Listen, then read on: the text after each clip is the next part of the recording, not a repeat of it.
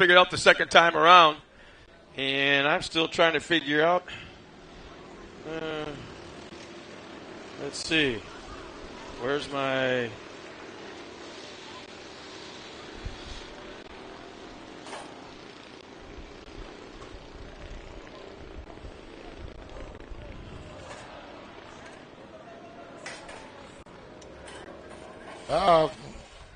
Looks like Michael got a little off track there. He's getting back on. He's running back underway. Him and Penelope. Oh, look at this battle for second between Samuel Gibbs and Brixton Wirt. Wirt shoots up the inside. Little change in position.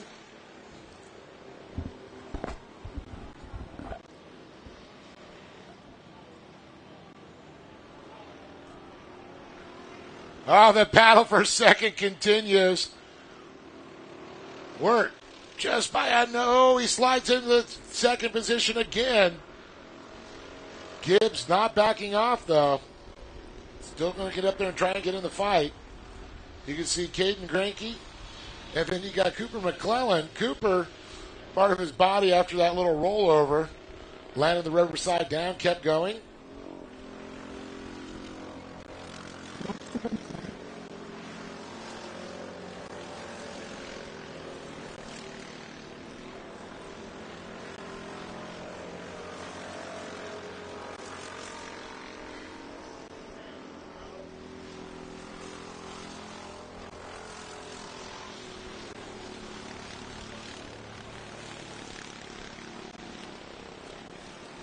But Torfy just starting to walk away again. Now Wirt got it by his lonesome back in second. A good little gap back there to Samuel Gibbs.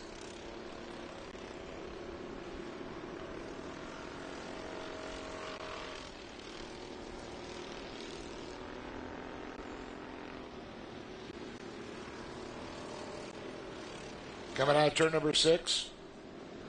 The white flag is out. Ian Torfy. Followed by Brixton Wirt once more. And Samuel Gibbs.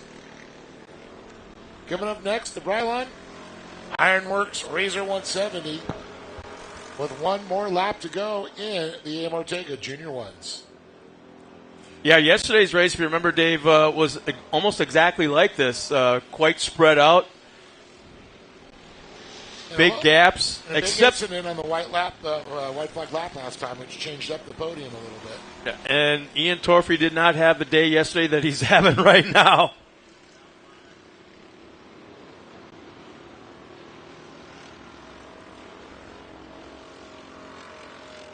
Torfy has got a great shot over the head of him on the screen right now as we're watching the drone follow him into the checkered flag and the win.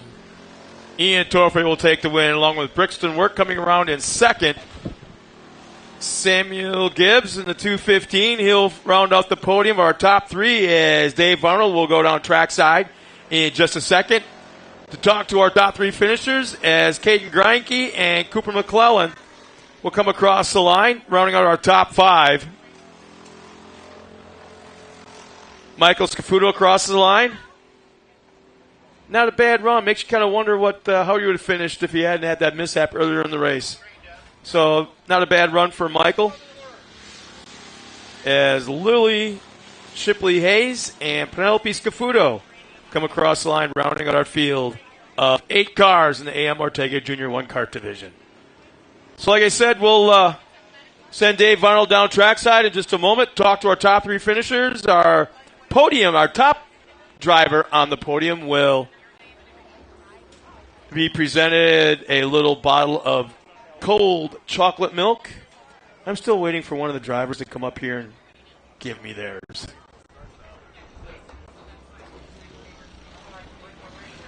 But that's a pretty cool deal. So there, for all the fans back at home, there you see our finishing order, our top 3, Samuel Gibbs, Brixton Wirt, Ian Torfy. And in a second, I'm sure we'll get an update on the unofficial points after 3 rounds of racing.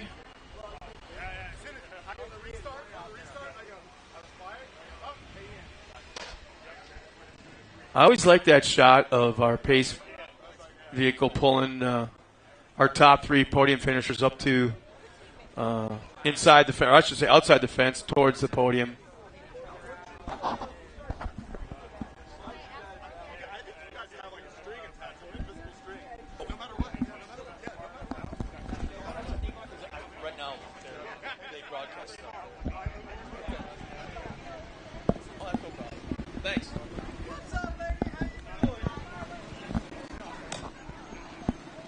So we got our cameraman down right at the podium, up close and personal, right in front of our drivers.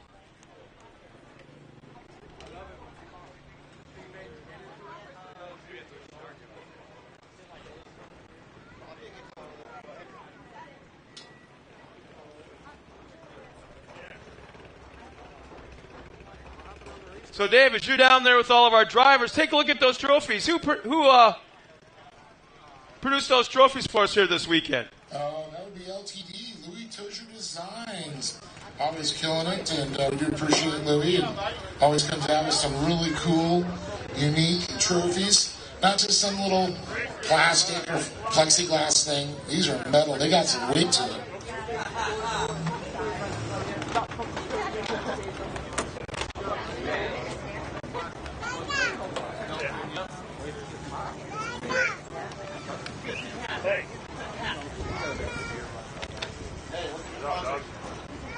Hey, look at me.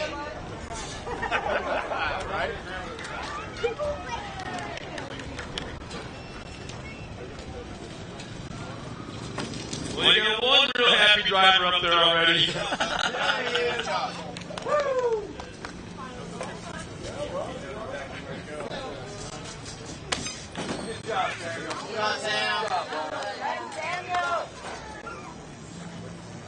Well, this was definitely a good race for these young drivers. They moved their way, but give them a big round of applause here for these kids, man. These are our youngest drivers out here. So Samuel Gibbs, of course, Brixton Wirt, and Ian Torfey up on top. So I'm going to talk to Samuel. I can tell by the grin you're happy to be up here, buddy. Yep.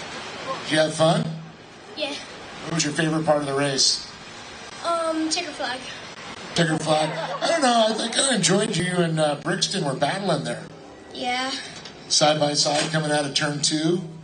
I couldn't get around him. Couldn't get around it, but you're just, you're right there, right? Yeah. You gonna get him the next time? Get him in round number 4? Yeah. There you go. Well, do you want to thank some people? My mom, my dad, Trevor, Mike, Jaden, TG Engineering, KV Engineering, Steve, that's it. That's it? Got everybody? Yeah. All right, let's give it up for Samuel Gibbs, everybody. An awesome job for this young man. Gonna move it over here to Brixton, and man, how'd you like that battle going on with Samuel? It was pretty good. I tried to keep it blocked. That turn kind of slowed me down, and I try to keep it away from him so I cannot get locked up. Yeah, you guys were side by side at turn 1 and at turn 2 coming out. That must have been fun to try to battle, right? Yeah. Yes. What was your favorite part? The S turn. You like the S turns, little chicane areas? Yes. All right. Well, who do you want to thank for being up here, bud? Grom, Boxo, my dad, Coach Troy, Steve, Pro Eagle, Grom, and my grandpa. There you go. Give it up for Brixton Wirt, everybody. All right. How about this guy, Ian Torfey? What's going on, buddy? Just winning in another race. Swimming. You bring your broom, sweep the weekend? No, I didn't. You can start bringing that when it happens, but well, you had some fun. You had to fight your way to the top, right? Yeah, I did. That first lap was awesome. Yeah, you have fun doing that, don't you? You like a little competition? Yeah, I like a little competition. Well, it looks like you got your little list right there. You want to give out some love to your sponsors? Yeah, I like to thank Sparko, Walker Evans, Rugged Radios, Hi Mom, Troy Adams, Sign Pros, Gas for the weekend, and B&D and my whole entire family. Give it up for this little stud right there. Ian Torpy, everybody. But one more time, give it up for Samuel Gibbs, Brixton Wood, and Ian Torpy standing tall on top of the box. The future off-road right here. And it's so cool because Scott and I were just talking about all the kids that are racing NASCAR and all that stuff. This is where they started. And we're going to see a lot more coming out. So watch out, the big boys. These kids are coming for you. Back to you, Scott. Thanks a lot, Dave. And once again, congratulations to our top three finishers this afternoon in the AM Ortega Junior 1 kart division. And now they get to have fun. Not that they're not already, but now they get to hang out and watch the rest of the racing here this afternoon as we get ready for the next one to come out here at trackside. A little bit of water's being tossed down, a little bit of grading in the infield area. Man, just looking forward to, as you can see right now for all our fans back at home, there's an update on the points. Samuel Gibbs currently third in points with 140. Brixton Wirt with 155. And Ian Torpy, our current points leader after 3 rounds of racing with 165 points.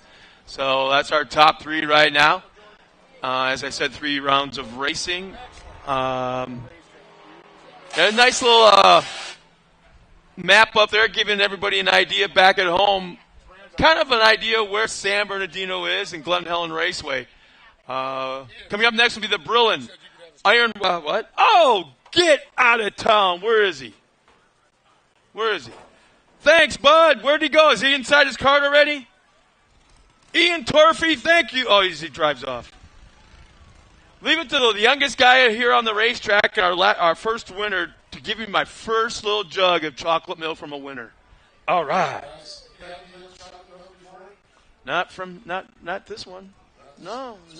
I've been watching everybody get their chocolate milk up in the podium for the last 2.5 years. I've been like, hi.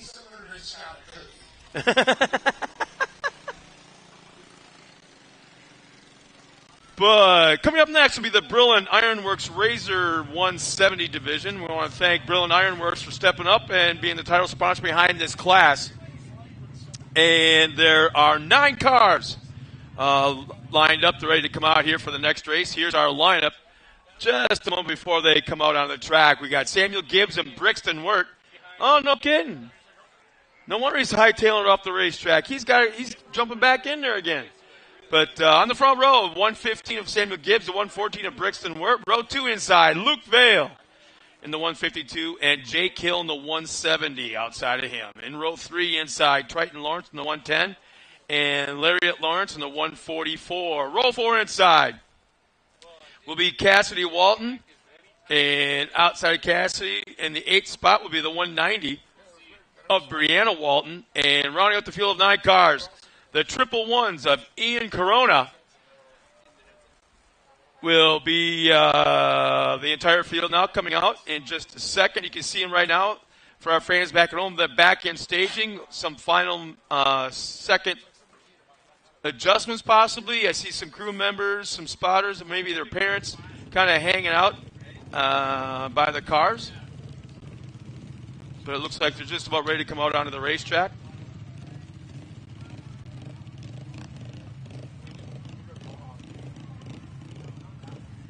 There's a good shot of, I am going to have me some chocolate milk. De Young's Dairy. Wildemar. Ah, okay. Sorry, Dave. I'm going to be selfish. I may not drink it as fast as Johnny Holscher did yesterday. But I'm going to have me some chocolate milk. Thanks, Mr. Torpy.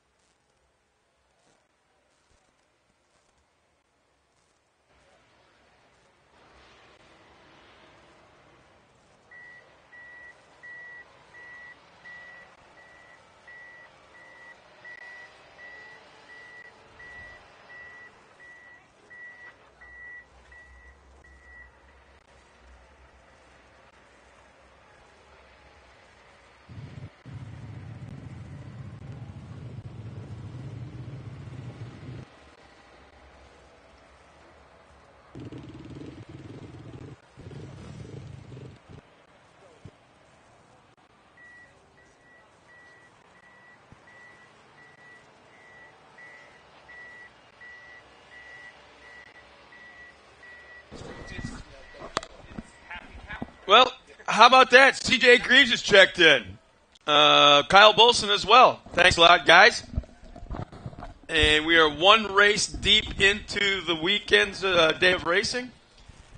And here's our current points leader. This is after 2 rounds of racing. Getting ready for the third. Luke Vale, our current points leader at 106. Triton Lawrence, 103. And Jake Hill, I'm kind of surprised he's in third place right now at 95. Because he's been pretty much the speedster in this class. He's pretty consistent, too. Yeah. So that's what's cool. Yeah. So, CJ, any speed secrets you're going to maybe kind of like let slide today? CJ? Concerning next weekend? Yeah, CJ. What's up, CJ? Yeah. Knowing him, he's probably sitting in his iRacing setup. One screen on this, one screen on the iRacing, and one screen on, I don't know, So maybe that's what they're NASCAR missing. pre-shows or. We don't have Glen Helen scanned. We got Crane, we got Bark River, we got Wild Horse Pass, and we've got Reno. Reno's no longer around, so I'm glad to scan it. We got to get this one I'd like to scanned see in, ERX. and I want to see ERX, and I want to see Wheatland. These three tracks have to be added.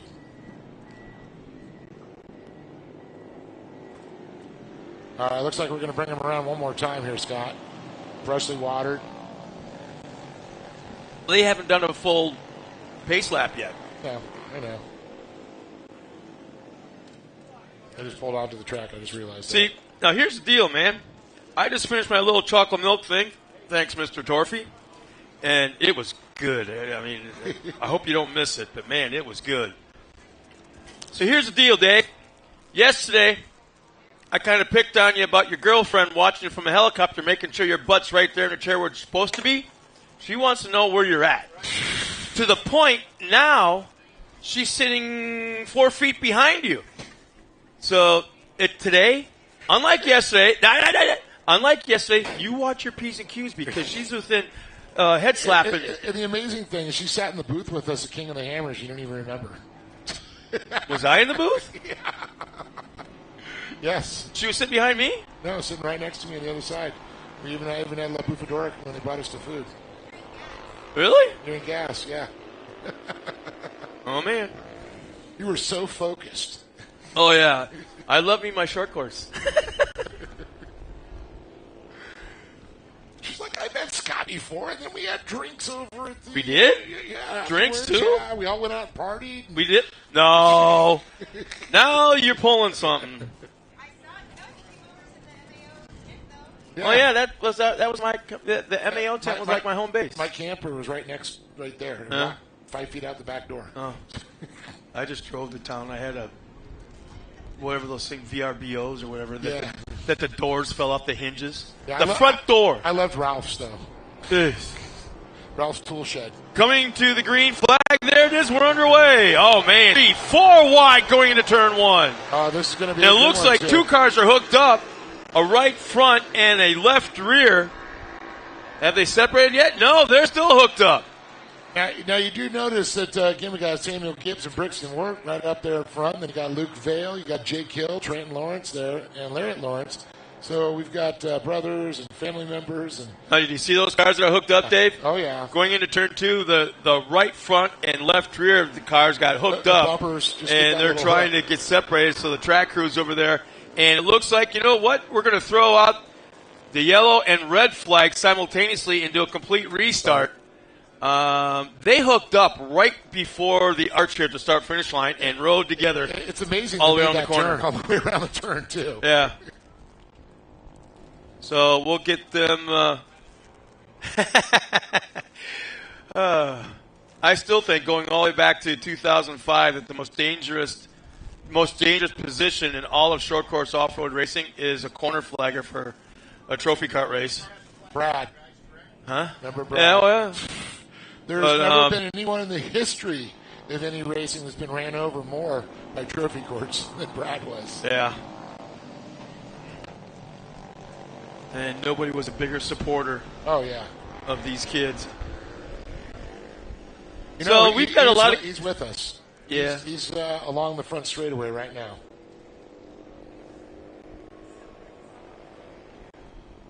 Such a beautiful day. Oh, man.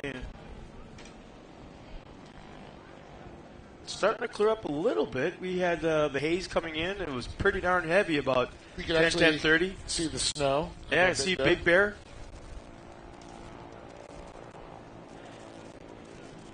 We got the chance to be a part of the broadcast with our partner series yesterday out in Kentucky for the Rush event. Yep.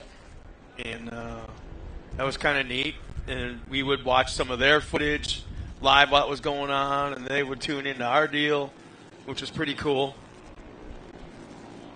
Opposite ends of the country. Yes.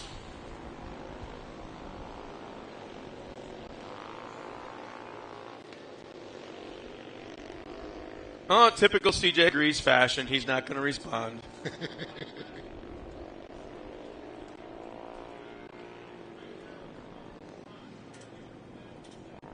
I wonder if he'd respond if I told him old CJ stories that I know from when he was a little kid and growing up. No.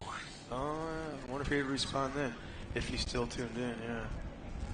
But once again, I want to thank everybody for tuning in and letting us be a part of your Sunday afternoon.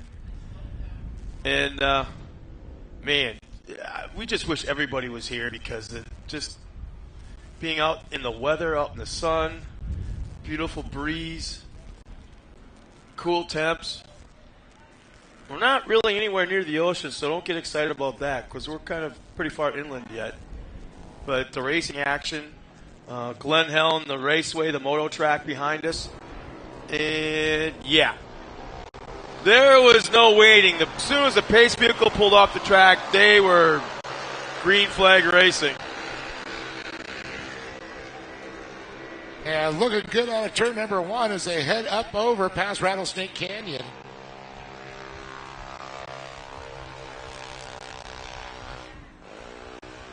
An aerial shot. For a second, we got 2 drone pilots out here. There's one of them right there.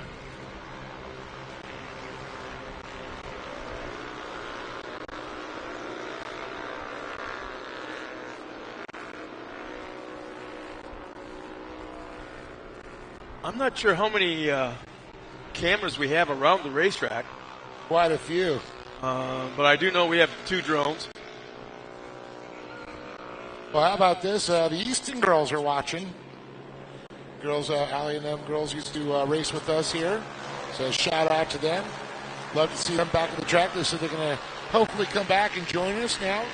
Great American Short Course and Mid-America Outdoors, AOE. So our top 5 across completing lap number 1, Lariat Lawrence in that 5th spot, Triton Lawrence in 4th, Luke Vale 3rd, Jake Hill 2nd, and Brixton Wirt running up front.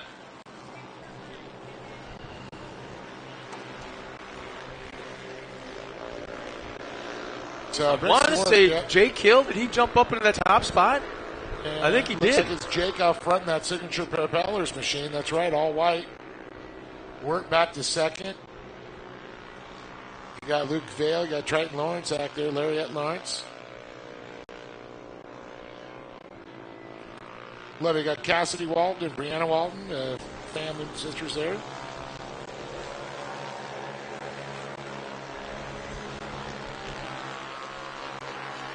So a big thanks to Bryland Ironworks again for stepping up to be our title sponsor here for the Razor 170s.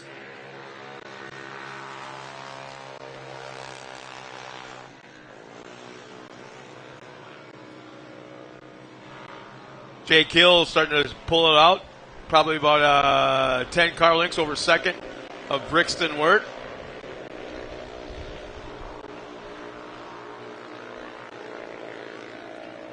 Just let everybody know, Junior 2's coming up next.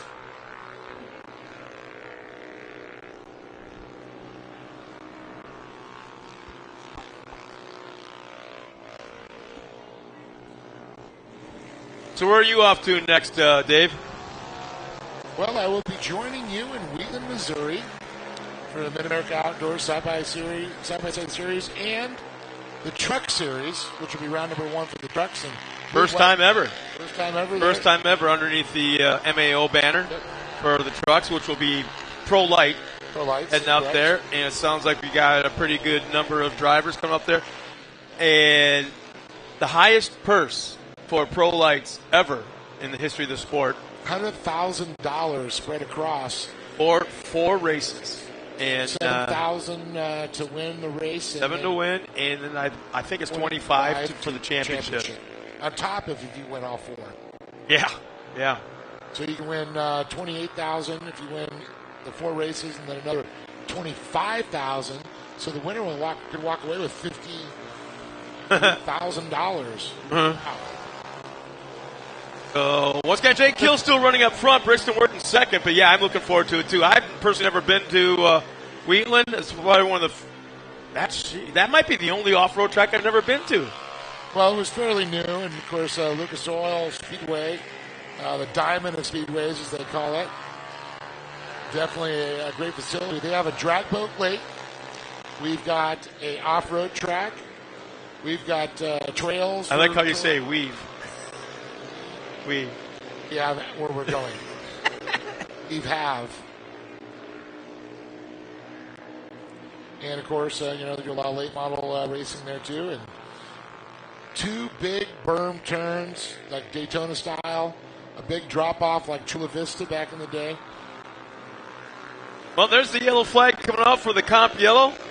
As our leader goes by, Jake Hill, Brixton Wirt, Luke Vale, Triton Lawrence, and Lariat Lawrence in our top 5.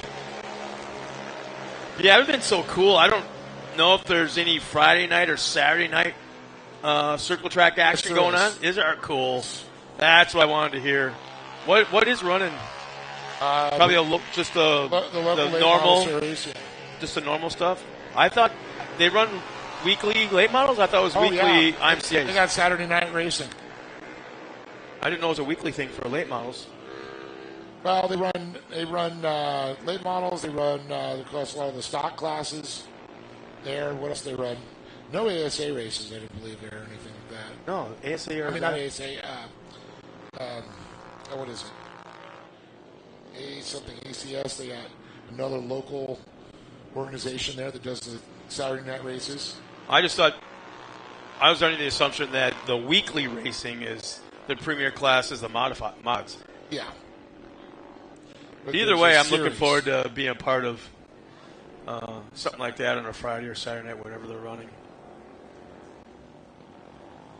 But the competition yellow is out, and they're coming back around into that final corner, being paced by our Honda. I kept calling it a Honda Talon yesterday, and it isn't a Talon. Pioneer. Yeah, it's a Pioneer, so I stand corrected on that one.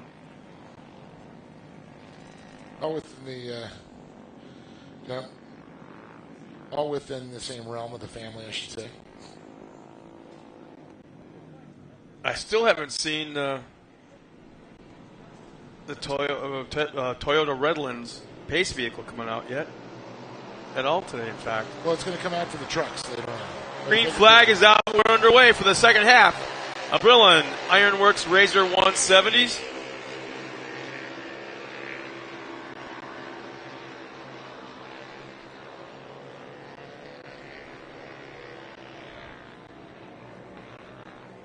Let's see if Brixton Word has anything for our leader, Jake Hill.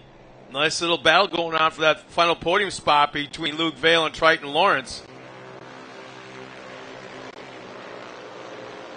Lawrence wants to make a pass. He just can't figure out where to do it. So it's going to be the USRA stock cars and USRA B modifieds. B mods, okay. Yeah, B mods are going to be running on Saturday night. I know it was like I can remember that. USRA. Well, Luke Vale looks like he pulled out a little bit of gap between himself and Triton Lawrence in that battle for third. Hill starting to stretch it back out again.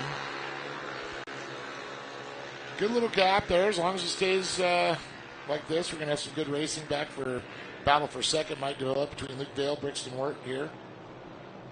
Triton Lawrence trying to get up in the mix back and forth. Battle for third will hopefully develop there.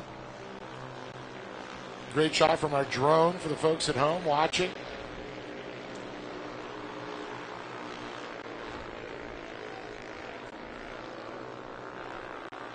I bought one of those drones about 2 years ago, and I have yet to figure out how to, like, just in a smooth, consistent fashion, kind of just fly around, move the camera to the angle I want, all that kind of stuff. No, I'm like, Did you little tiny small one? One of those, not a big honking one, no. It's something arms. mini, yeah, something mini. I forget what. I did got you it from Costco. have It does everything the big ones do. Oh yeah, they're great little. The only thing I'm able to do, the only thing I figured out to do is how to chase the horses around the pasture. All but one of them hate it. One of them could give two snots about it because I Wait for the tail flip on it. went Take it down. right up to its nose, and the horse walked up to the all of a sudden, kind of on its nose, and still just kind of didn't care. Yeah, Jay Kill, man, he's pulling away. I'm going to say about a 3-second gap now to second. So the white flag, yep, there it is. The white flag is waving right now for our leaders as they come down that front stretch. Jay Kill's got the spot. Brixton Wirt, Luke Vale, Triton Lawrence, and the 144 of Lariat Lawrence. That's our top 5 already across the start-finish line, starting their white flag lap.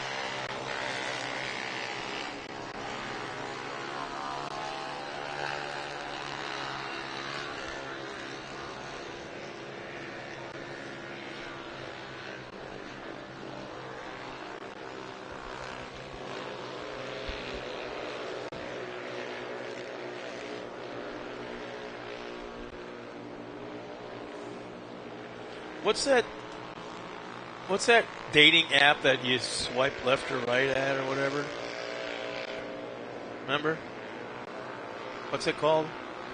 Where you like somebody and you just swipe left or right? I was going to say, get off that. She's sitting right behind you. I'm looking at the schedules that we're doing. I was trying to look at the USRA. And the checker flag comes out. Jay Kill will take the win. Brixton Wirt will come around in second. Luke Vale third. Round out that podium. Triton Lawrence, Lariat Lawrence will round out the top 5. Cassidy Walton and Samuel Gibbs, 6th and 7th. Ian Corona will cross the line in that 8th spot. And Brianna Walton will round out the field of 9 cars in the Brillon Ironworks Razor 170 main event. Dave will take his lollygagging time all the way down the grandstands before he talks to the racers.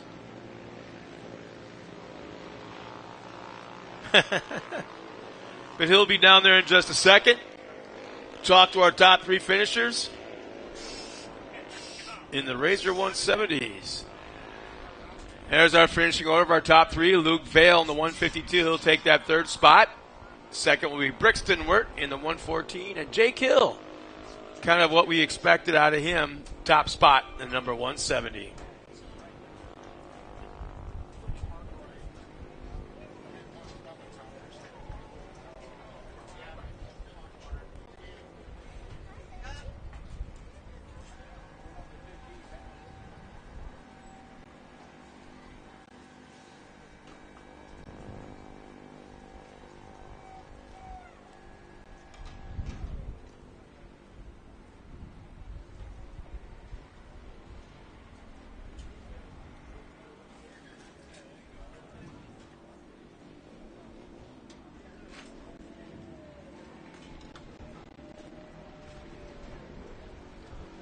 So our top 3 finishers are at the pulling up to the podium right now.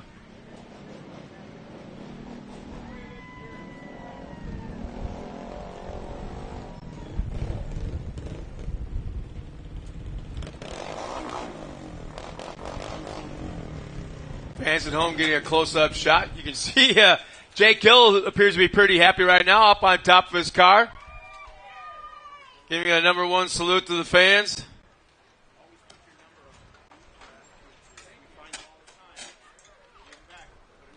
Well, let's go down trackside to Dave Arnold with our top 3 finishers as they crawl out of their cars. Dave, it's all yours. Thanks, Scott. Well, that's pretty cool. I got to thank K&N once again. That's always stepping up, giving us cool stuff to give to the drivers. And we're going to be giving away another $100 gift card certificate, or actually a little credit card for them to use. So pretty cool. Drivers getting out of the car. Seeing Jake Hill get right out there.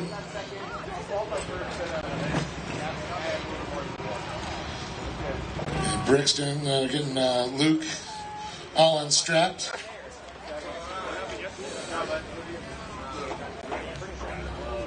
Actually, for the first time, we've actually got a breeze down here. Usually it's still, and you go up top, you get a nice breeze, nice cool. It is actually lovely down here at the podium. Jake, killer job, bud. Oh, yeah, he's back. Bam. All right, Luke.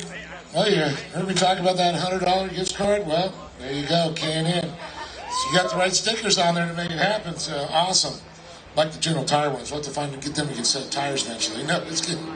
So tell me about this race. You know, you and your brother, you share the car, and it was your turn to come out and race, and you had, like, quick qualifying time, and you fought your way up, and look at you on the box. Yeah, it was good. And then I messed up on the real start, and I didn't think he was going to pull the flag right there, so my foot was off the gas, and then Brixton just hammered down and got past me, and same as Jake. And then I was just trying to fight it back the rest of the race. You said you had to go in, put your head down, just work real hard? Yeah. That's awesome. You did a good job, and I know you got some people to thank for being up here. Thank you. And yeah, I'd like to thank my mom, my dad, my brother, the Hills, the Tortoises, K&N for giving me this $100 again. And then I would like to thank Brinkley, Auto Trim for my wrap, and yeah. Looking good. Thank you. Right on. Give it up for the show, man. Luke Vale, one more time. We're going to move it on over to, gosh, I've seen this guy somewhere before. Could have been just a race ago. Man, what's going on, Brixton? You're here up again, getting to be regular. I try to pass Hill, just I can't really catch up. I tried my hardest. Tried your hardest. Well, you know what? You're still in second place, and you know if you keep getting consistent there, and then eventually you might get him, he'll get you. Kind of go back and forth. It's gonna be a battle all the way to the end of the season, right? Yeah, we'll see. Looking forward to that. Yes. It's fun, isn't it? Yeah, really fun. Well, I know you got some people to thank. Grom, my dad, my mom, Coach Troy, Boxo, Pro Eagle, OGO. That's it. Give it to the same man right there one more time. Brixton Word. And Jake, oh my goodness, back up on top of the box, man. Getting to be a regular up here, aren't you? I guess. Well, I know we were sitting a little bit back in points, so this starts to help. And that's why we say consistent. Get on the podium, eventually get a first. You might get a second, get a first the next time, and then you win championships, right? Yeah. So tell me about this race, your little battle going on. Tell me about that start. It was a good start for you. Yeah, both two starts were great for us. We got lucky how he whole shot it, and we just followed him. Just kind of followed, everybody parted, right? Yeah. Well, it was a good race, and you're having fun though, right? Yep. Well, why don't you thank some people for being up here, buddy? I want to thank my dad, my mom, my sister, the Vales, my grandma and grandpa, Zach's crew, Signature Propellers, Gates Belts, Redline Auto, CMI, and King Shocks, and that's it. Well, there they are. Let's give it up one more time. We got Vale. We've got Brixton Ward. We got also on top of the box, once again, Jake Hill. So give it up to him. These are the future of off-road. Still making it happen. Back to you, Scott. Thanks a lot, Dave. And getting ready for our next race, which I believe will be the Junior 2s coming out here in just a second.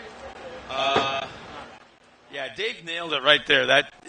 We talk about it all the time when, I think there's 4 drivers in the top divisions of NASCAR, maybe 5, that came right out of this class right here, right out of the junior divisions of whether they be Junior 1s, Junior 2s, the mod carts, whatever they be.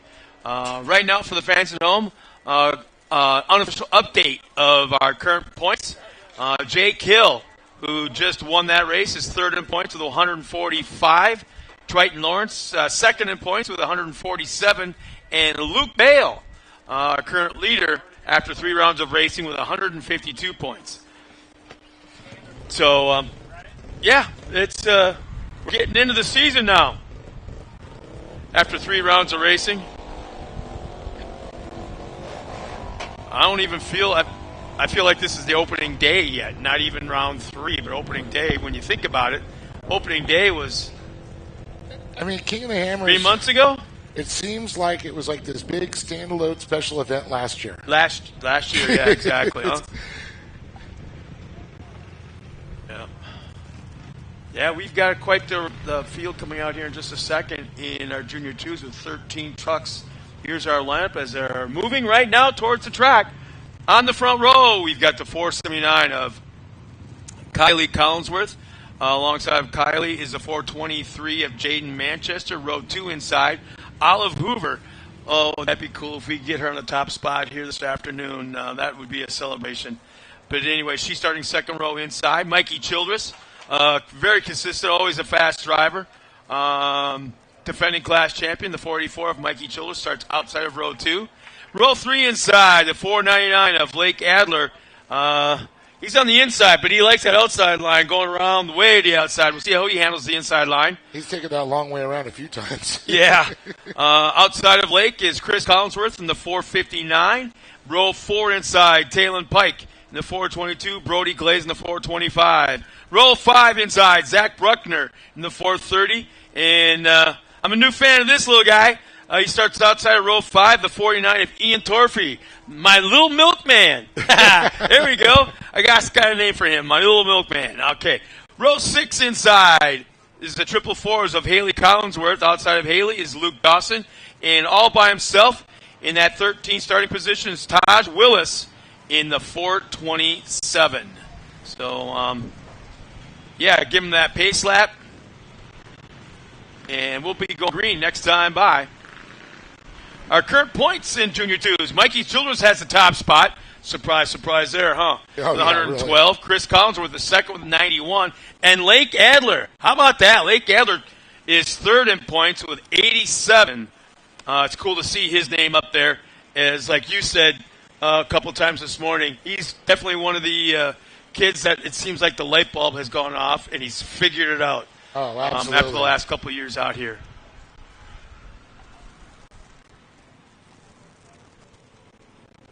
Once again, if you're here, let everybody know we're streaming live. If you're at home watching us, let other people know you're watching us live.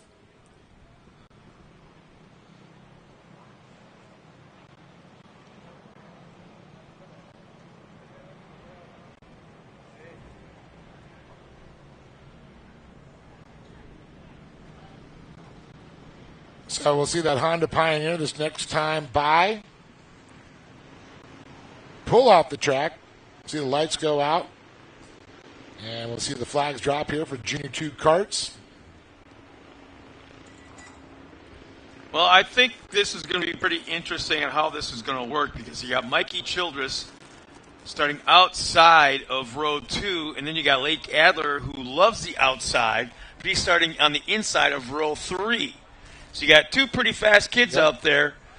I don't want to say mid-pack, but they're one likes the outside and is starting on the inside. One likes the inside and is on the outside. So they're basically side by side, banging doors. Yeah. This is going to be an interesting start if we can get through this orange cone zone thing. The orange cone zone. All right, here we go. Oh, they're not even waiting. Bam. Man, that's how you do a start right there. Side by side, nose to tail, all the way through turn 1.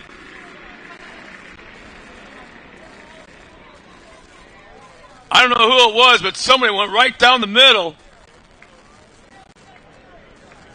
And they're 4 wide coming out of turn 2. Wow.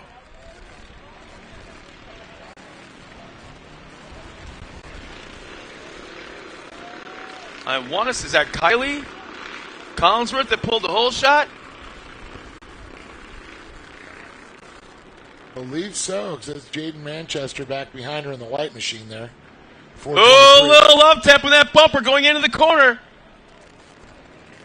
If that's Jaden, she was right on that back bumper, giving a little bit of a tap. No, that was actually Olive Hoover. Oh, it's Olive Hoover. I'm sorry. Hoover's in that second spot. So, yeah, Hoover was tapping Collinsworth coming into that. Olive's got the green frame in the back. That's why I should have remembered that. And we talked about Olive, how that's another one. It clicked. The light bulb went off. You want to look on your time you're scoring? Look at the top three. Kylie Collinsworth, Olive Hoover, and Jade Manchester. Yeah. Mikey Childress sitting in that fourth position. And then Chris Collinsworth in fifth. Yeah, Mikey's doing a little tapping on that back bumper of Jaden, heading down that backstretch in that final corner.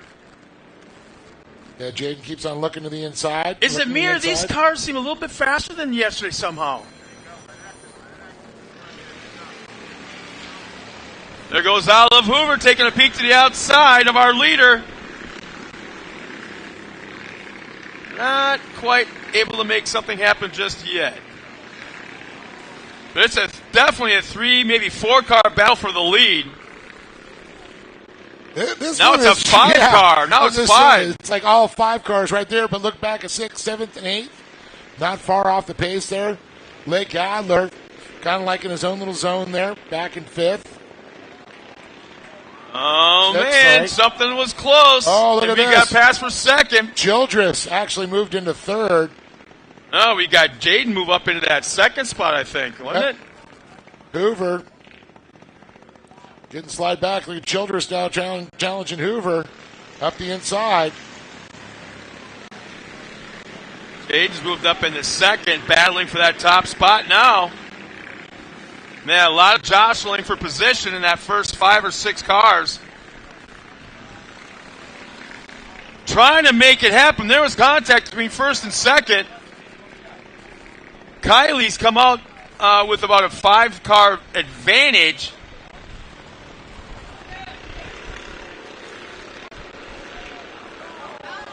Oh, my. A little bit control out of shape there. Whoa.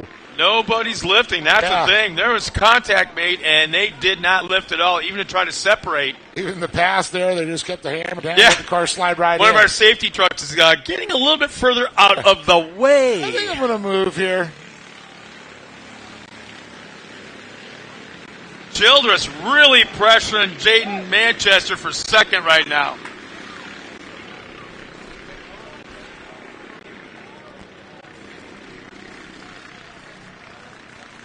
I believe the Comp Yellow is coming out next time around.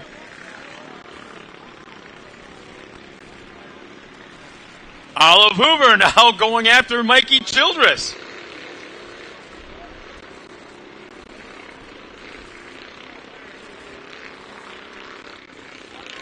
Lake Adler's moved up in that top 5. He's now a part of the mix.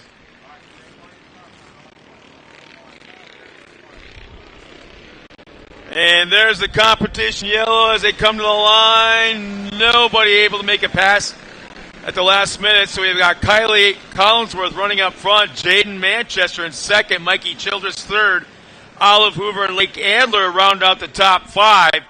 Brody Glaze, Ian Torfey, Talon Pike, Zach Bruckner, and Chris Collinsworth round out the top 10 along with Luke Dawson crossing the line. Haley Collinsworth, and let's see. That should be it, I believe.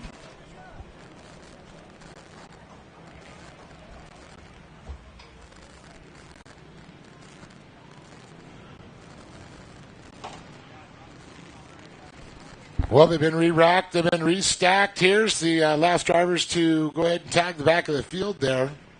Kylie Collinsworth, though, still holding on to the top position with Jaden Manchester, Mikey Childress, Olive Hoover, Lake Adler, Brody Glaze, Ian Torfey, Talon Pike, Zach Bruckner, Chris Collinsworth, Luke Dawson, and Haley Collinsworth running out the field.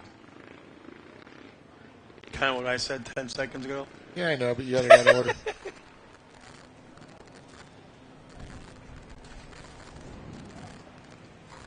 Let's just tune you out. You're on that dating app again. Oops, did I say that out loud?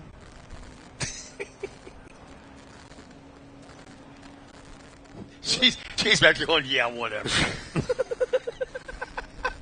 Yeah, go right ahead. Just making sure people know we're live. All right, the Pioneers pulled off. Look at this. Adler splits right out to the outside. Don't know if it's going to make a difference. That's the spot he likes, man. That's what he did that a few times yesterday and made it work.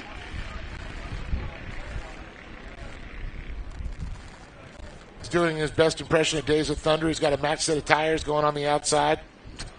Problem that didn't help him this time is he's fallen back, 4 spots already. Yeah, well, that's a chance you take, too. If it fills up there, you can get pushed up. You can't fall back into line. Little action for the top spot right now between Childress and, Jaden Manchester and Collinsworth. Now that's Mikey Childress. It is Childress. Yeah, Childress in the second. You were right the first time. He made the pass on Manchester. Now look at this. Childress is trying to move outside, getting outside that little slipstream there. He's going to realize, you have to tuck back in. You got to get back in line if you don't have the momentum. Love that shot overhead. Folks watching him. Oh, no! Kylie Collinsworth just bikes it, gets up, flips up, pirouettes, and lands on her side. Heartbreaking for the young lady who is just killing it. The thing is, our drone pilot was overhead and caught the whole thing. He was looking at just the right spot. I'd love to see them pull it up and get a replay on that one. Wow, that was gnarly. Picture Kyle's like, I was in the front. Get me back on the rubber side down. So the yellow flag is coming out.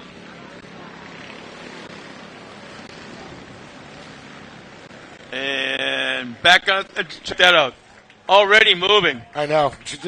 That's what's so great. You talked about the safety equipment in there. That's proof is in the pudding right there. Well, and the test of how, I won't say indestructible, but the instant that thing was on all 4 tires, it was moving forward. It was like it was running ahead of time. And now, really, you missed the turn. Is that Lake Adler? Pointed into the wall straight up in front of us?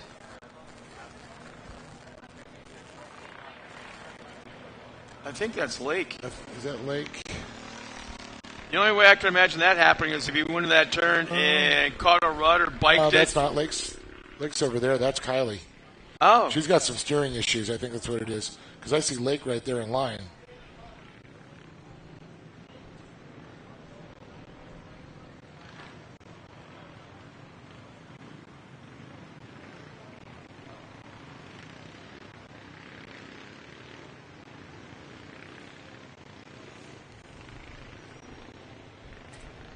I think she's got a right front flat tire, to be honest with you, kind of the way it's dipping.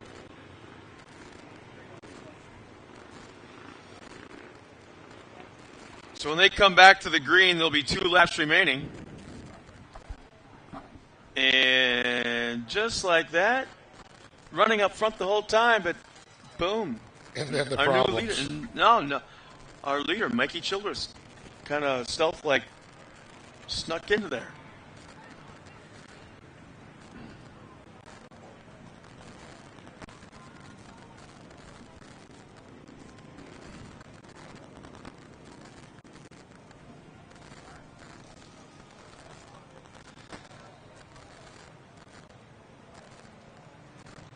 So our pace vehicle pulls off the track, going green. Yep, there's no waiting. We don't wait for no stinking orange cone. Let's just go now. Yes. So notice they didn't even get in that zone. They were already on the hammer. All of them. Yeah, we don't need no stinking zone. Childress now just trying to put some sort of little gap. 1 car at this point to Jaden Manchester. Actually, if you want to be honest, there's a 4-car, maybe 5-car battle for the lead. White flag coming up this time by.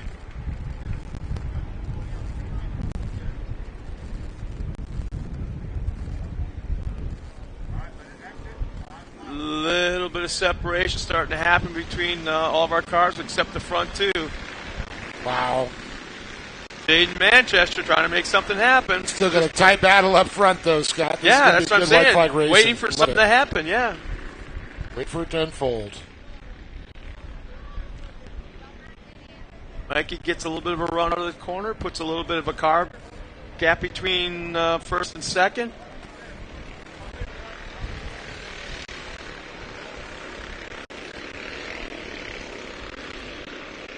One final chance down the backstretch into the final corner. It's going to have to happen right here. She's making a run at it as we got multiple car pileup. Olive Hoover got there. Looks like Lake Adler got tied up there. Everybody's moving, though. But down the front stretch, it's going to be Mikey Childress. Great run Childress by will Mikey. take the win. Jaden Manchester right behind. Brody Glaze, look at this.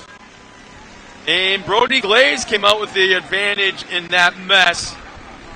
With Chris Collinsworth, Zach Ruckner, Olive Hoover back in 6th. Haley Collinsworth, Lake Adler 8th, 9th, Luke Dawson, 10th, Tatum Pike. Ian Torfey and Kylie Collinsworth. For our top E, Brody Glaze, Jaden Manchester, and Mikey Childress. He'll be the winner of round number 3 of the 2023 season of the Great American Short Course.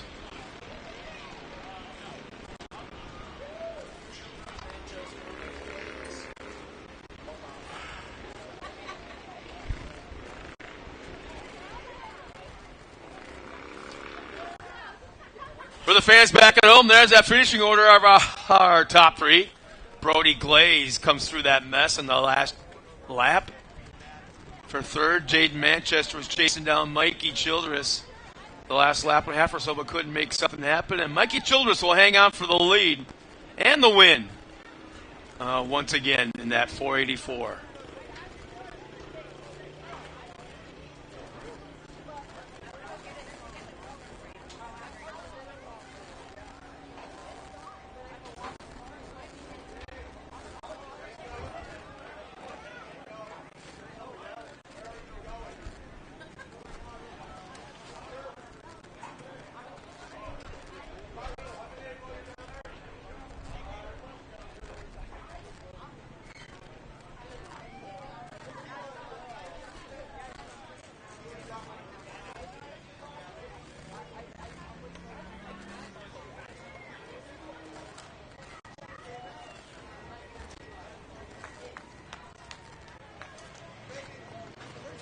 Top 3 finishers pulling up trackside to the podium. Dave Arnold is down there ready to greet them. This is almost getting routine for our winner. For the young man up front, picking up right where he left off in 2022 as our defending class champion.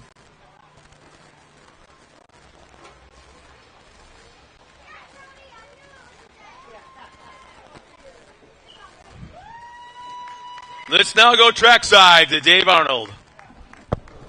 Thanks, Scott. That's so cool to see first Junior 2 podium down here in Tulsa for Brody. And loving it, Jaden, the great drive for sure. And Mikey Childress, boy, doesn't surprise.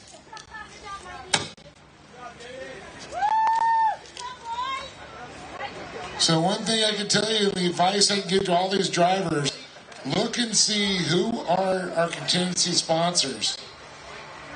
If you get their sticker on the car, you get something like this, a $100 gift certificate to K&N. All you got to do is pay attention. Look at our contingency sponsors. You can make some money. Hey, Dave, want to bring one of those stickers up here for me? Sure.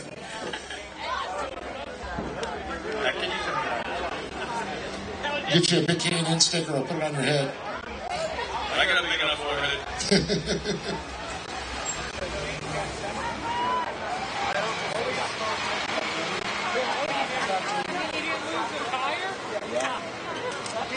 All right, here they are. Give good for him. Brody Glaze, Jade Manchester, and Mikey Childress Jr. up on top of the box.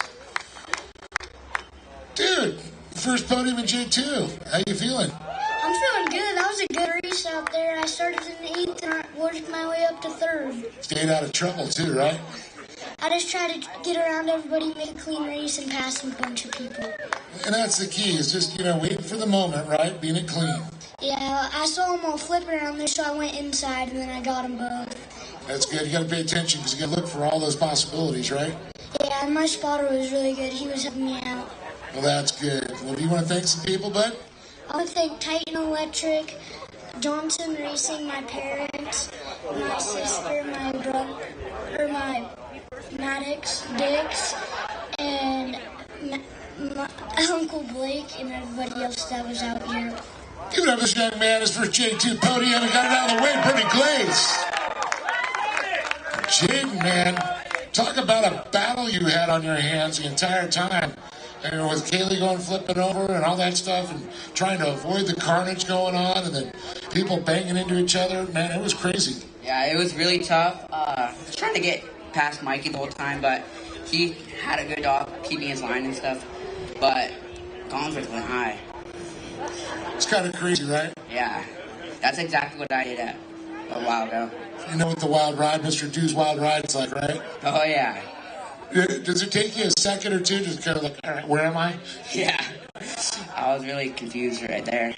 Well, right on. Well, you pulled it off, too. You got a podium. You're on the box. It's all about points. And only in round number 3. We got a long season. Oh, yeah. Last race, or yesterday, my steering went out because a rock hit. So, pretty unfortunate, but Redemption. Today we come back. Well, that's awesome. Well, Jaden, you got some people to thank for this one? Yeah, I got Vision Canopy, Card Tech, Echo Cards, and my dad and my mom and my grandpa for keeping this all possible, and Lee, and Henry Dorton, and Mikey. There you go. Give it up for Jaden Manchester. Everybody with a great job. Well, Mikey, another $100. You gotta love that, man. You buy your whole family your filters with that stuff. You make sure the cane in, though. So what's going on? How did you make your way through that pack? Because it was crazy. I mean, you're playing with Olive Hoover, and then Kaylee flipping over, and then you got Jaden there. Man, there's a lot of cars to deal with. Yeah, there was a lot of bumping, constant pressure, never really got a break, so we had to protect and try and pass cars at the same time. Got a run on Olive, Jaden left the door open, and then Kaylee went flying, so hopefully she's okay. But it was nice fighting through the pack, and it's awesome to be back on the box again.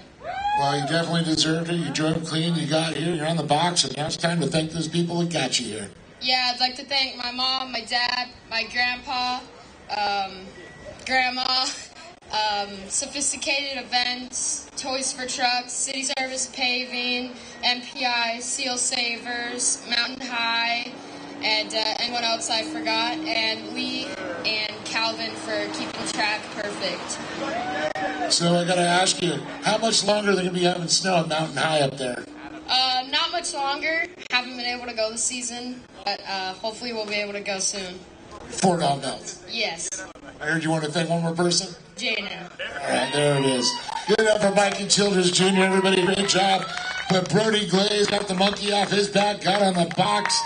You got to give it up again for Jaden Manchester with a great drive. And one more time, Mikey Childress Jr. standing tall at top position.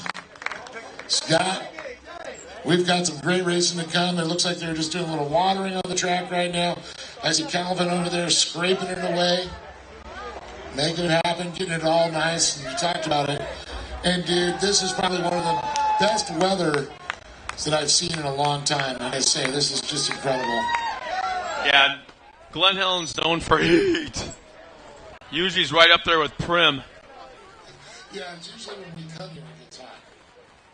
But, no, you nailed it. This is absolutely perfect weather. I'm still... Usually today at this point, we'd be baking like crazy underneath that sun. But, no, we've got great weather going on today. Points as of right now, after 3 rounds of racing.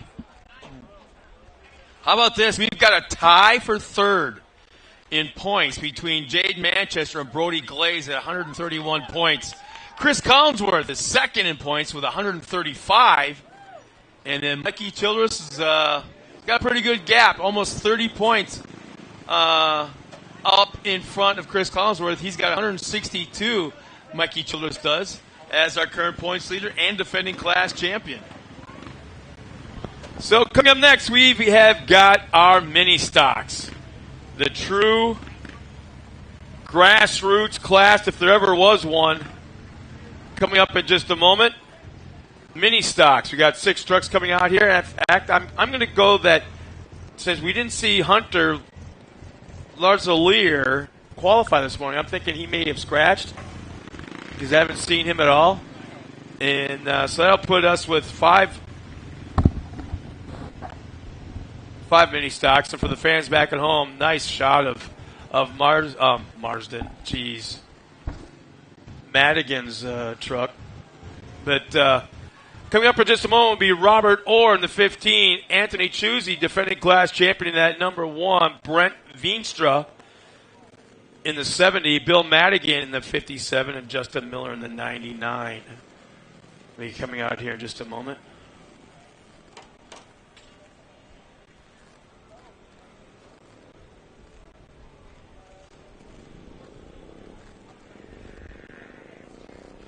And for the first time today, we get to see that Toyota of Redlands pace truck that Dave and I have been drilling over the last, this last weekend. Oh, I know. That thing is nice. Oh, it really is. I know you're a Ford guy. Yeah. But that Toyota looks pretty sweet. It does. Yeah. But wouldn't it to be a true Southern California Toyota, doesn't it need white front fenders? Well, we are in the 9Bro 9. Yeah, that's why. That's kind of why. We're churching it up. I mean, when any high school in Southern California, if you can drive to the parking lot and not see at least a half a dozen white fendered, different colored rest of the truck, but at least white front fenders on a Toyota, you're not in California. Man, we have fun out here. That's why. Well, and it's a kid's truck when they can only do what they afford, which is front Fox shocks and not painted fenders. Well, yeah, and front fenders. Get some HyperWorks extended front flares too, and big honking $3,000 light bar up on the roof. Yeah. Truck weighs more than the front of the truck does. Oh yeah, lights up the neighborhood when he comes home and ticks off the neighbors. And whatever you do not order from Amazon. Make sure you go to one of our reputable Ba Designs, Rigid, somebody with. Because everyone I know is, I'm going to buy these killer ones on Amazon, some off-brand Chinese things. Man, they quit working a week later. I wonder why. Boy, the wind is really starting to kick up just a little bit. Liking it. Feels like I got the air conditioner on high. 77 degrees. La la la la la. And we're at the hottest time of day. It's like 72 right here. 74 maybe. It's a beautiful thing. Thank you, God. I think you need to come down and warm up. You look a little cold. Maybe down that black podium with me. That means you're carrying me up here. I've got like 3 trips up and down the stairs in me per day. I'm not complaining, but that's just the way it is with my ankle. Because it's like, just when I think I got my balance right, all of a sudden I take the next step of, well, what the hell was that? And I almost fall over. I'm a weeble. All right, well, Mini Stocks gave us a great race yesterday. Looking forward to it today again. And let's see here. We got, looks like 1, 2, 3, 4, 5. Yeah, Lars Zalier made the call, so we got 6 trucks out there. 6 trucks. Hey, my cousin from Chicago's checked in again. Hey, from Chicago. He's just tuning in now because he's waiting for Talladega. That's what he's really waiting for. But it's starting to clear up a little bit, too. The haze over Big Bear Mountain. See the snow up there. Pace truck is pulled off the track. We're going green this time by with Robert Orr and Anthony Chusey on the front row. There we go. Orr with a good reaction time there. Was able to get about a half a truck length on Chusey there on the jump. Orr was the top qualifier. Had that choice to start the race, and he does. Choosy going way down low in that inside of that turn number 2. Oh, we can't tease about his body work anymore because he's missing some. Yeah. At least that tells me at least he'll have one new fender for the next round of racing. Well, you just gotta buy him in a set. Come on. Well, that doesn't mean it's not going to have a dent in it, though. If he That's goes to the right. junkyard to get it, it probably has just a small dent, but at least a dent. It's always nice when you find when the front clip is ripped off and the back of the truck still pristine. You know what? I think we need to get one of those like 6-foot Band-Aid stickers, Yes, I put it on there. and that'll be his left rear fender, just a Band-Aid. I think Pick Apart needs to be our mini stock sponsor. Uh-oh. They lose money. That did not sound good just now. Oh, drive shaft. Drive shaft just fell out or something. Oh boy, did it? Oh, did it? as Yeah, well? it just right here in front of us. Yeah, look at that thing didn't pogo. Looks like a pole vaulter with a truck on his back when it happens. Yellow flag is out. Obviously, it would be a yellow zone, And the worst thing not is, a full course yellow. he makes the call and the drive line falls out. Heartbreaking. Poor Hunter. I just remember that happened one time in my late model during a race. And I come out of turn 4 down the front straightaway, nailed the throttle. Wham! Nothing there. And all of a sudden I felt something. I didn't hear anything. Underneath. Yeah, and I felt something tapping my thigh. I looked down and here it is coming through the floor. There's the front of the drive shaft. And I'm like both legs up in the air. No brakes, no nothing. It's gonna eat me. Yeah. It's coming after me. Well, we're going to have to get that definitely on the hook, get that towed up. We're going to pick that up from the rear and pull it up. Well, let me throw this out there at you. Yeah, we did complete. Did we complete a lap of? Yeah, the leader crossed the start-finish line, so we did complete a lap. So it will not be a complete lap. restart. Yeah. Instead of a DNS, he's got a DNF, which is better than a DNS. He scored some points. Exactly. Remember the shot that for the fans at home, you just saw the drone kind of hovering right in front of the cars as they came out of turn 4, right about belt buckle high. The drone it was right in the camera shot. It was kind of cool. Like that as the Toyota goes by. Boy, Rory's starting to move over there. I thought he was going to have a little smack on that pretty Toyota. Leave that Toyota Redlands Toyota alone.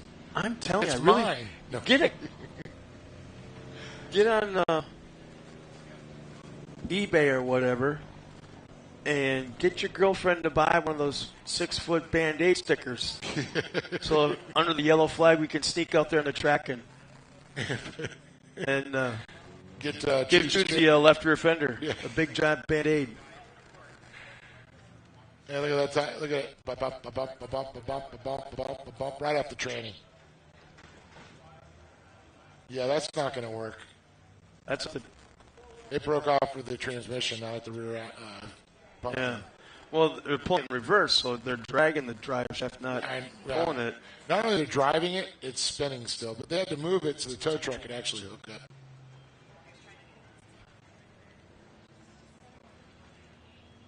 Oh, they might have to get a ratchet strap or something and Well, it was tie it still, off to the chassis it will somewhere. still drag, but without the back wheel spinning, it won't spin and get all wobbly.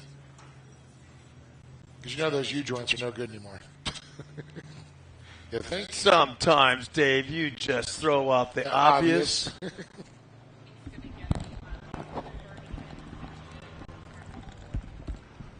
Well, you know what? Sometimes bad luck can turn into good luck, even though it's the hard luck that can reward you. And that's going to be the Bergenson Air Conditioning and Heating and Toyota Redlands Hard Luck Award, going to the 98 of Hunter Lazalier. So that might just give him a little money to get that drive shaft. I knew Lee's like, break out the wallet. The guy's got the Hard Luck Award right here.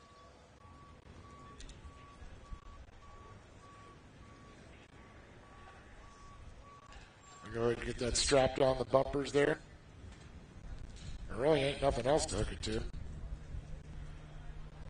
So I got a buddy back in Wisconsin. He just checked in. He goes, "What kind of racing is this?" I'm like, I want to answer him in a really super smart Alec fashion because he knows. Watercraft racing. Really big RC trucks, Mikey. Really big RC trucks.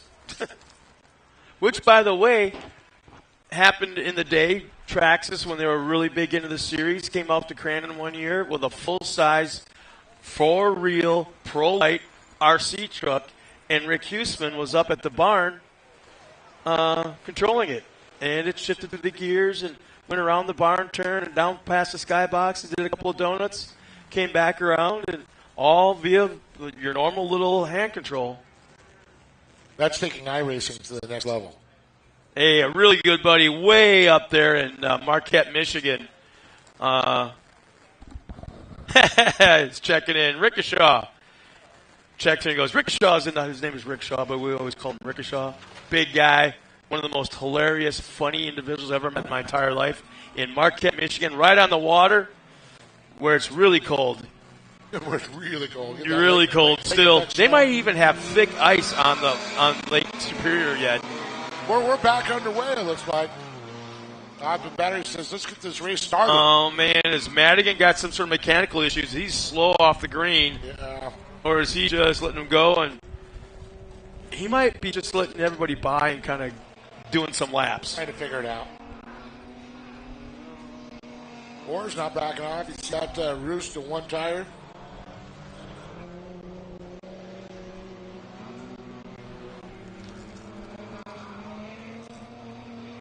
Well, we're going to find out what kind of track crew we have now because that yellow did not help the track conditions at all. We got probably more dust right now than we've ever had, which isn't bad, by the way. It's just dust that we haven't had. Yeah, and the wind's picked up. Yeah, so we'll see after this race. They'll jump out there, I'm quite sure, and really go to town on this thing. Don't worry. Calvin and the boys are going to whip it right back into shape.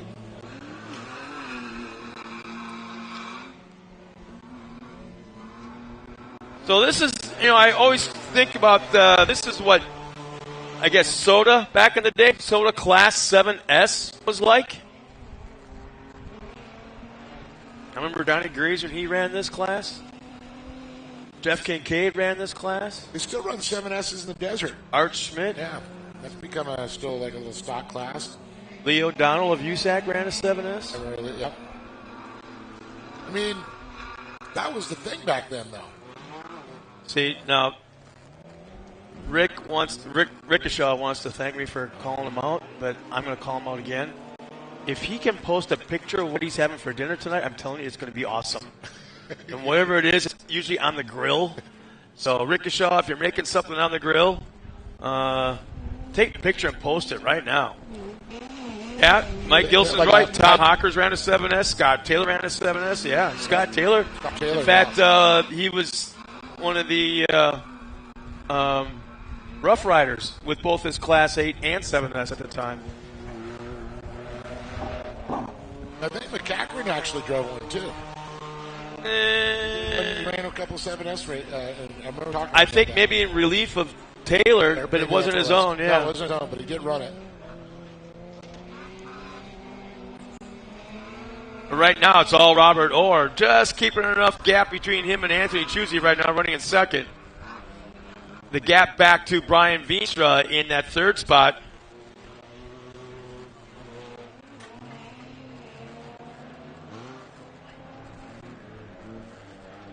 Mike Gilson responds, nope, Rob Mack never did. Actually, I think he did in relief of... He filled in. In relief of Taylor for a race or two. I don't want to do that again. Thought Buggy's had no suspension. Try one of these.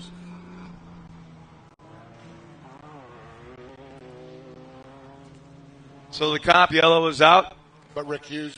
Redlands Toyota pace truck will jump out on the track in just a second and pick up the field. Well, we know he did the Stadium Series. No kidding. Oh.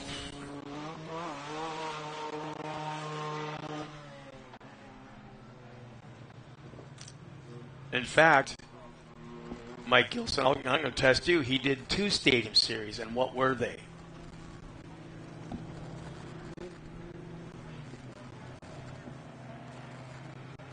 Well, Rob Orr still out front. Anthony Chusey still in that second position. Brent Veenstra. Well, Bill Madigan and Justin Miller. Well, Mike Gilson's not responding, so he's probably Googling it. When in doubt, Google it. Google out.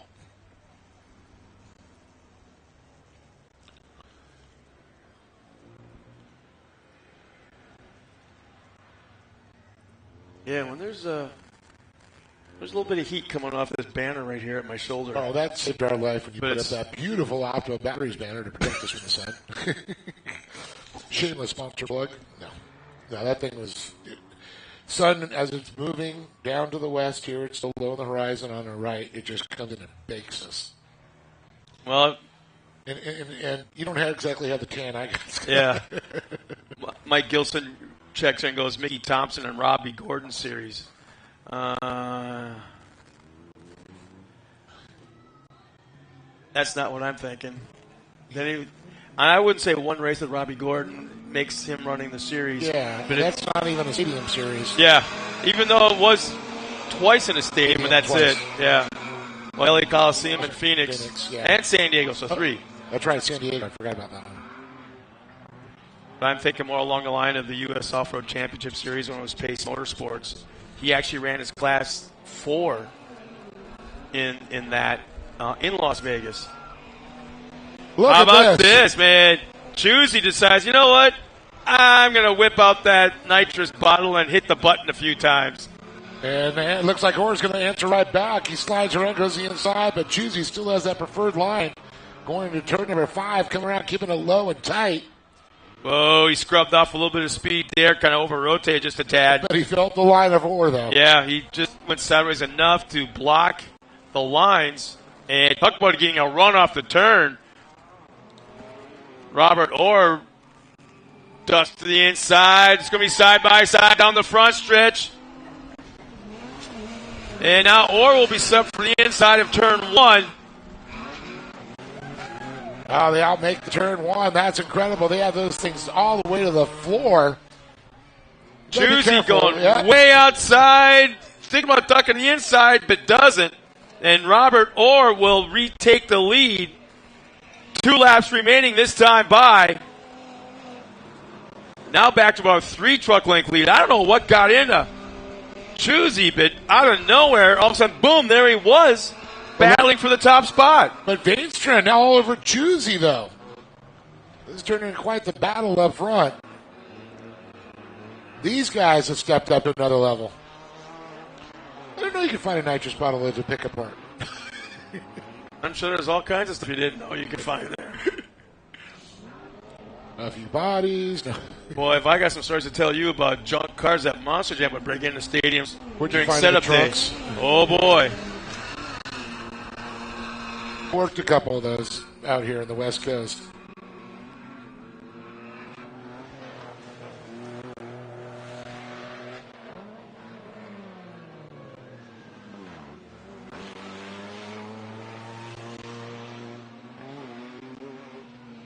Chusey coming right back. White flag coming up this time by. Chusey trying to get a run up on him, but Orr able to get some traction, pulled right away. Turn 5, keeping it low and tight. Oh, hitting a nice little fender there, kind of bumped him and settled the truck just a little bit. Robert Orr didn't get a run off that turn. It looks like he may have missed a shift, and now it looks like Chusey misses a shift. But Veenstra certainly didn't miss that shift. Now he's back up on that rear bumper. He's making a run now. Veenstra looking up the inside. Chusey's got smoke pouring out. Oh, yeah, he's going up in smoke, but I don't think at this point, if he can finish this race, he's definitely going to do it. He's our current points leader. Oh, is that steam? I think that's steam. It don't matter. Yeah. He's going to run that till it bakes solid. It's going to create sludge.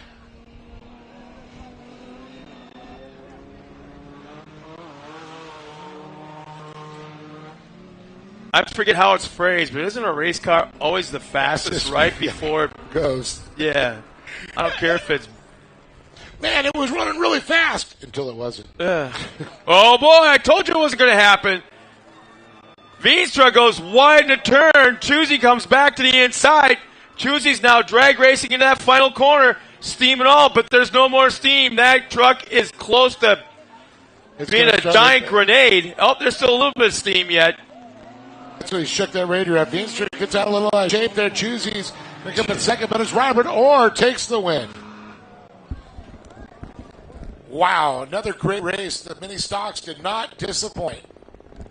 This might be one of those cases where, there's always a contest at Coney Fair somewhere where they put a Volkswagen motor out there in front of everybody and you kind of guess how long it's going to run without oil.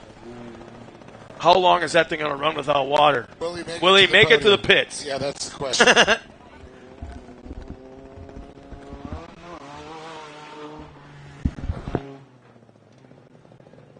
So our top three, Anthony Chusey will finish second. That's actually wrong.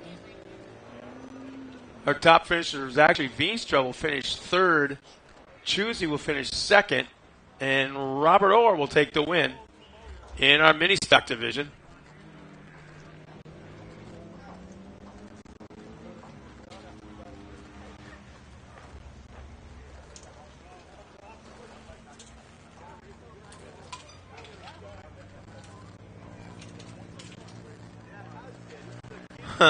Still going barely. I'm telling you, I wouldn't get too close to that Ford Ranger of Chusey down there, Dave. It looks like he's getting a push up to the podium, but still, if it's running, it's going to be really, really ugly sounding. It might have a nasty-ass smell.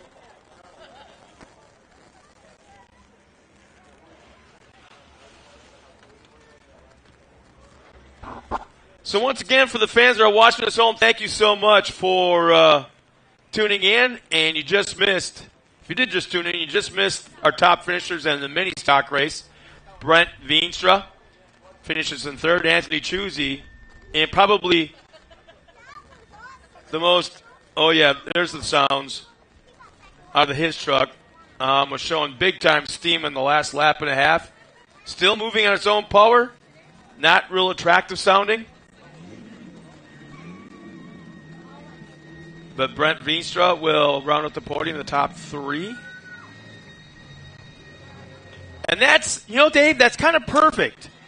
That sound coming from Chusey's truck matches his body. Don't it? That's the way that truck should sound now, from now on. All that fancy body work and that.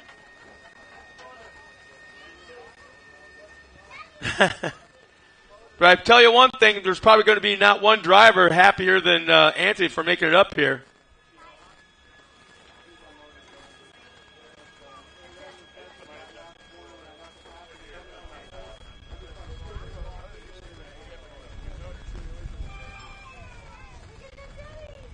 Anthony's crawled out of his truck, having finished in second.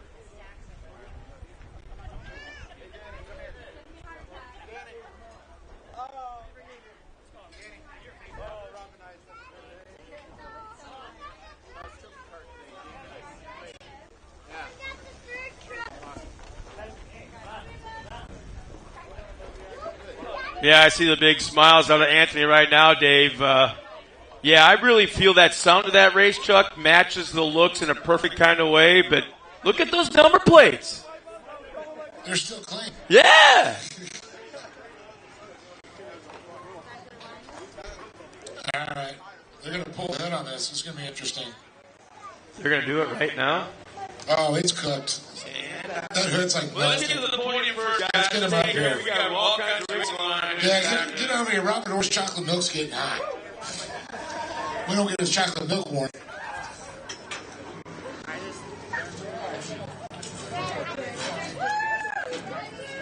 Man, it looks like we got a flat tire. We got overheated cars. This was a battle. These guys just battled out. And just like yesterday, the mini stocks put on another great show. Rep Eadstra, we're going to talk to you about this race here. And man, talk about a battle. You guys had a great one yesterday, and today you guys did not disappoint again. Yeah. Me and Anthony, we battle it all the time. It's so much fun. Well, talk about just coming around. I know you guys were pulling over in the battle. You got a flat tire as you're going for it. I didn't even know I had a flat tire. I just seen it right now. Well, I noticed I saw in the back when you came out the final turn, your little fishtail, you get the power, and I think that's when it went. Yeah, probably. It was like on the berms over there. I was all over the place trying to get that pass back. Well, it looks like you had fun, though. Oh, yeah. It's always fun racing. Well, what makes it more fun? $100 from K&N always makes it great and worth it. At least we know the car will breathe right when you put K&N on it. Oh, yeah. Yeah, we run K&N on all my trucks. I want to thank, my friends and family for coming out. I want to thank Gas. I want to thank Bergetson Heating and Air. That's called, for stepping up and putting out cash for the qualifiers. And all the other contingency guys, Sparco, Cartec, Rugged, La Bouffador, Food Truck, there we are, and General Tire. Yeah, I noticed you guys, there's a common thing, you all have the General Tires on there too. Yeah, those are the best tires. Awesome. Anybody else like to think? No, just my friends and family, and Steven for spotting for me. You did good. Give it to Brent Feenstra, everybody, with a great job there. Anthony Chusey, talk about just rolling the dice and see what's going to happen. And, that's what a race car driver does, Forget more about the motor, forget the car. I'm just going to take it to the finish line and put a show on. You did, sir. And $100 from K&N says you did it also. Good job on that. Talk a little bit what's going through your mind during this. We're from Vegas, and sometimes you gotta just gamble, throw the chips where they land, and don't give up. The worst thing you can do is breathe off and pull off when you could have finished another 2 laps. Motor's shot. Gonna have to do a lot of work on that. Rob, hands down, Brent, hands down, this was probably one of the most fun races in the last couple of years. We've had some tight battles, but that was consistently changing. And it's only getting better and better. Maybe we can have a gentleman's agreement to run a Turo so we can make some money doing this as well. It might help bunch up the pack as well and keep it even more competitive. Let's make it happen. I'd like to thank La Bouffadora, my wife, my father, my grandmother for coming out. I know it's not easy, especially at her age, so thank you, Mamika. Thank you to Lee and Poppy Perfect. Thank you to JW Power Media, S&M Media for capturing all the moments. Thank you to Dave and Scott. You guys are the voices for us, and you keep all the fans entertained. Well, you're our storyboard while we're out there. I wish I could go live feed and talk at the same time, but I'm hard enough keeping a motor together. Thank you to everyone that makes this happen. Rugged, Cartec, General, Ag Sports Canopy, Parker, Pumper, Ultra 4 for inviting us to King of Hammers again. Bangin' Gears TV show that's coming out on Amazon, catch it.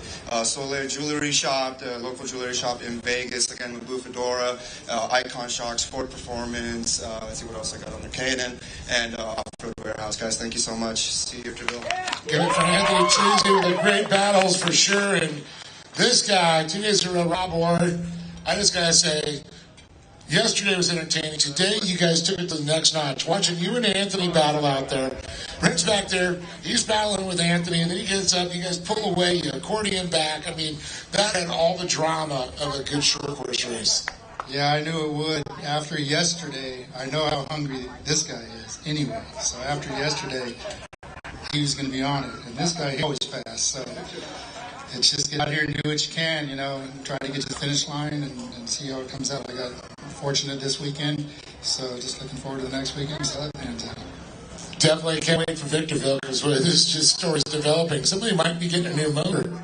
Yeah, Victorville's fast too. So we got our times down on Victorville to 57 and even 56 laps. So we're pushing them, and it's gonna be all out for sure.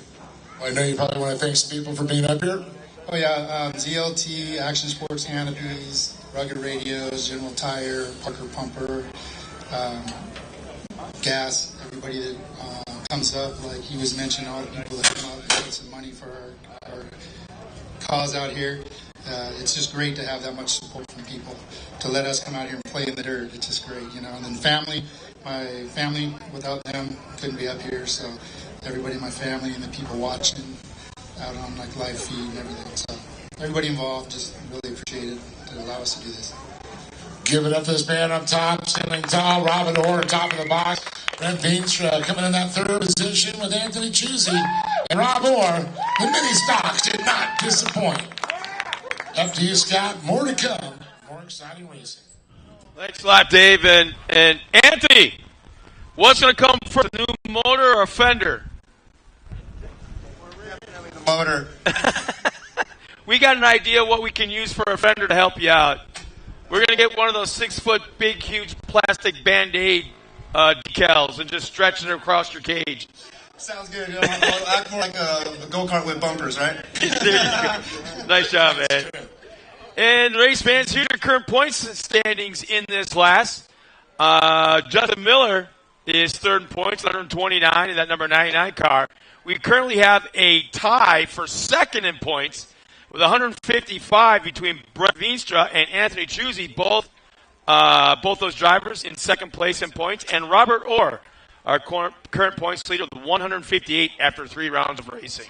So can't get any closer than that, and it's kind of cool to see these guys out there, best friends off the track, and they're pretty stout competitors when they're on the track. So one of the cool things about the mini stock division, truly one of the grassroots classes that we have here in the Great American Short Course. Coming up next, we're going to have the single buggy and desert 1600 cars coming up in just a second. There's a shot of some of the cars right now back in staging. That is a short course car. And let's see, is that may be, yep, that is Kevin Streeter in the Desert 1600 car. I still think, I really feel, Dave and I talked about this earlier, we need to do something special for Kevin Streeter because I don't think he has missed one round of racing since the inception of the Great American Short Course. And he's already up there racing down on horsepower, but still out here every single weekend and having a blast.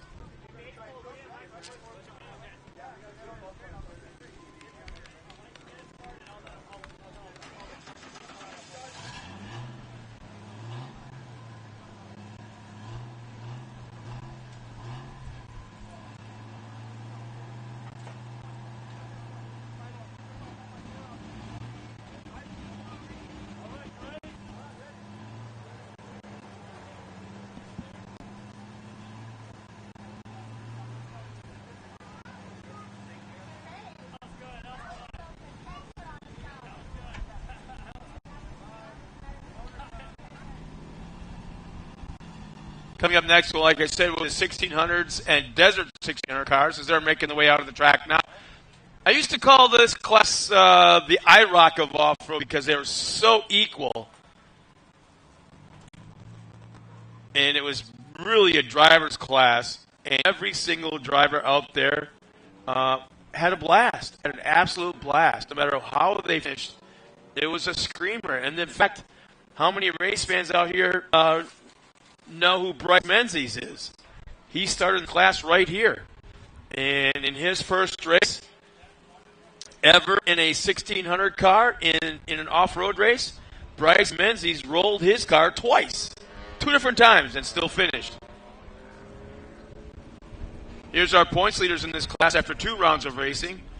Sean Jones has 98, and I lost the graphic, so I wasn't quick enough. Yeah, I don't know if you remember that, but back in the quarry days, Bryce Menzies, this was his first car. This was his first short course race. And, Bryce Menzies rolled his car twice and still finished. Big dumb kid. He was a buggy dork for a while.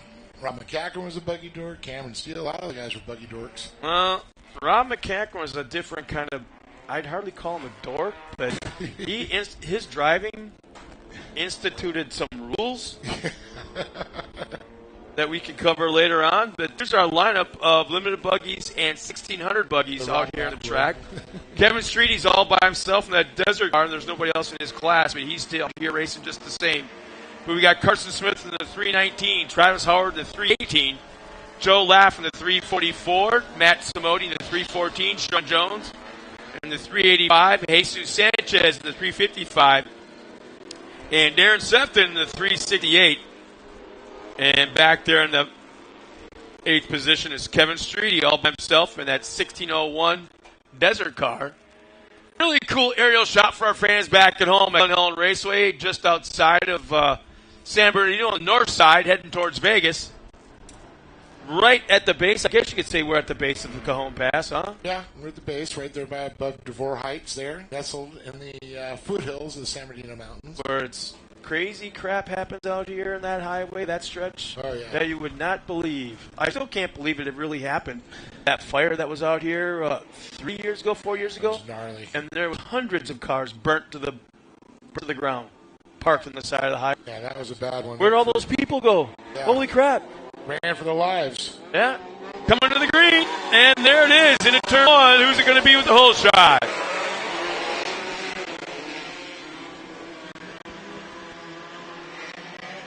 Carson Smith, had the hole shot get squirrely. He had a nice recovery, though. Man, he alligator-tailed all the way down the straightaway. What's going on? He's still alligator-tailed. He was so happy to be there. Joe Laff, though. Yeah. Looking for a little redemption from yesterday. Second row inside, now running up front. We complimented him on that car. Now, what was it, about 300 yards later? Yeah. Yeah. But great run by Travis Howard. Back in the second. Travis, of course, on top of the box yesterday.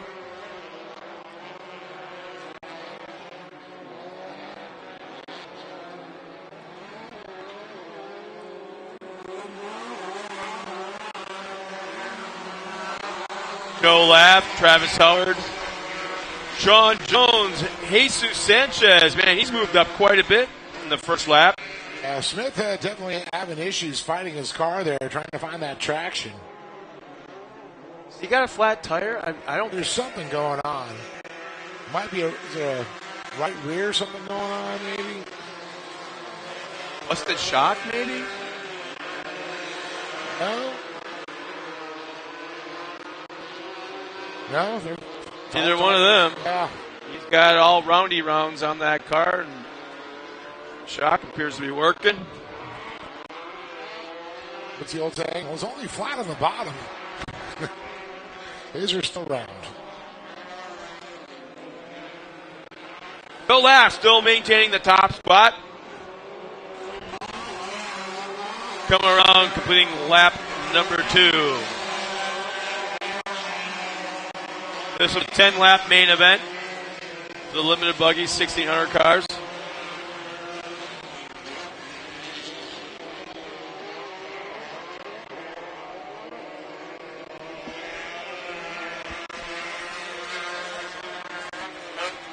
I'm afraid to say the guy in front's name again. I don't know if we cursed him yesterday or what. I don't know, but he's getting a lot of pressure from Travis Howard right now all of a sudden. The last half lap, Travis is within one car length or less as they make their way down that backstretch into the final turn.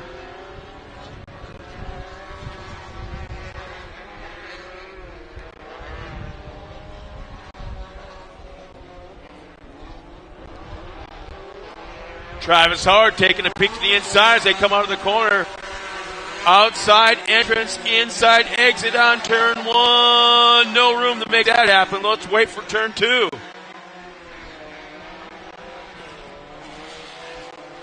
Took a peek to the inside at the apex of the corner. Still nothing there. Joe Laff is filling up that hole.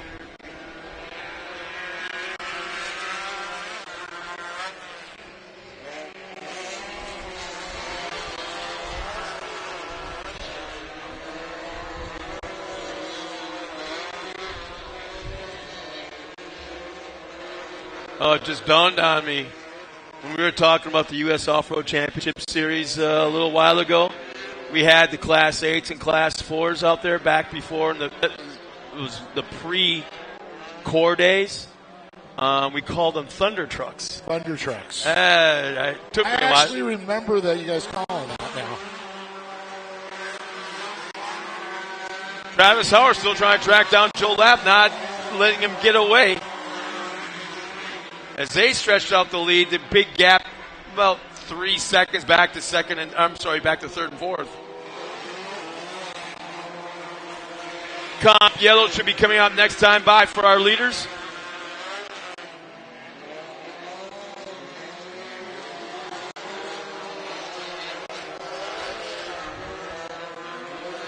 Just doesn't seem like Travis Howard's getting quite the grip coming out of the corners. Just can't pull it out, can't get it. But look at this, Laugh with a great grip and a great acceleration out of the corner. And now watch Travis. Gets right up to him again. Right on, breaks him going into the turns almost in every single front straightaway. Joe Laugh will get a grip coming out of the corners and get a gap down the straightaway as the comp yellow's now waving. But then Travis Howard reels him into the turns. Tight sections. Sean Jones will cross the line. Jesus Sanchez gets around Simone right at the line coming out of the final corner. Carson Smith 6. Darren Sefton will come around in that 7th spot. And Kevin Streety right behind him.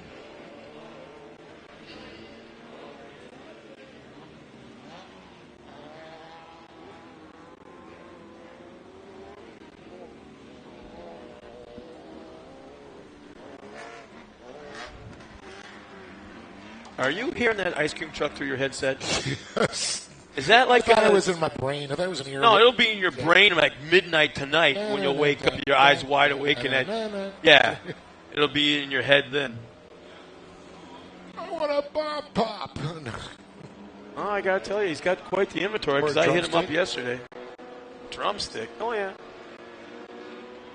I love the push-ups, but they only push up a little bit. I'm like, come on. Like the old days, big old ones. How many times did you push too hard and squirted it right out the whole thing onto the ground? The ground. Yeah. Mom, then you ripped open the tube and just licked the tube because whatever it was the left on there. Yeah, it's on the ground. Yeah. What's a Lear? We'll just call him Drive Shaft from now on. Drive Shaft. There you go. U-joint, drive shaft.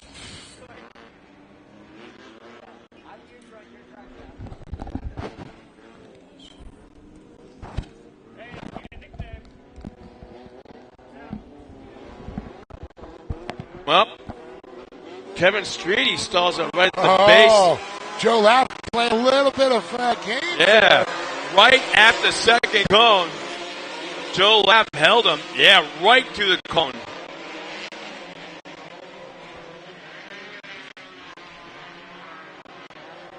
But Travis Howard did fall for it. Not one bit. He's still on that back bumper of our leader.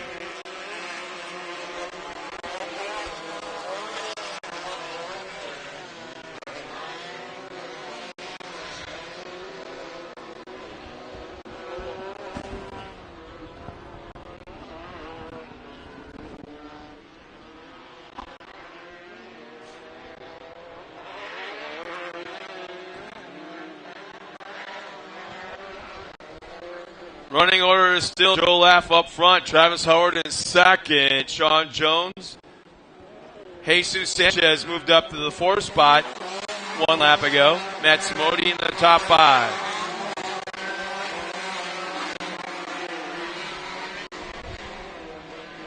Oh, something happened. I missed it, but Sanchez has fallen back all the way to that 7th spot. Sean Jones moved up. Carson Smith down in that 4th spot. Shifting around a little bit. Darren Sefton now moved up to 6th. So Modi. Back, Sanchez pulled off the track somewhere. Yeah, he's down a lot for sure.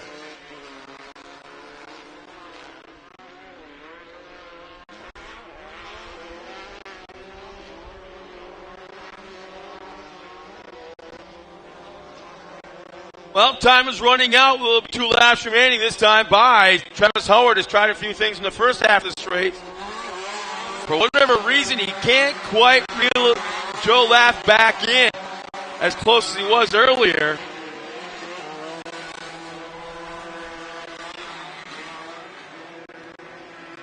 Sean Jones, Carson Smith, Matt Simodi all equally gapped back in 3rd, 4th, and 5th. As right now, the top 2 have pulled away from them about 15 car lengths or so. As the white flag will be coming out this time by. Travis Howard trying to do everything he can on Laff, but Laff now said this is not going to happen me 2 days in a row. Got to stay out front. No mistakes. Get that buggy about 20 feet wide as you go through some of these corners here. Well, let's see if he reels in our leader in the final turn. Does a little bit, outbreaks him a little bit, does a nice job, maintains the speed and momentum to the corner. Has reeled him in about, now it's a 2-car length advantage. Joe Laff has over Travis Howard. Travis big time outbreaks our leader this time in turn 2. He's getting closer. He's looking for a setup. Looking up, trying to look at the inside, though, but every time. I just don't think it's going to happen. He's got too good a traction coming out of the corners. Definitely the car is set up. The tire combination is perfect. Suspension set up just perfect. Where it squats enough that the shocks aren't allowing tires to bounce. He's now within 1 car length coming out of the Talladega turn, but now stretches out to 2 car lengths again into that final corner. Here they come. Will the Hail Mary go for it? Yeah, still I don't think he's close enough even for the Hail Mary coming on the front stretch. That 2-car length gap is going to stand, and Joe Laff will take the win. Travis Howard 2nd. 3rd will go to Carson Smith in that 319. Right behind him, the 314 of Matt Simodi. Darren Sefton had issues coming to that final corner, but he'll round out the top 5. Is the 385 of Sean Jones, and let's see, Kevin Streety coming around and rounding out the field. That'll take care of the limited buggy 1600 buggy division, 2 classes at once.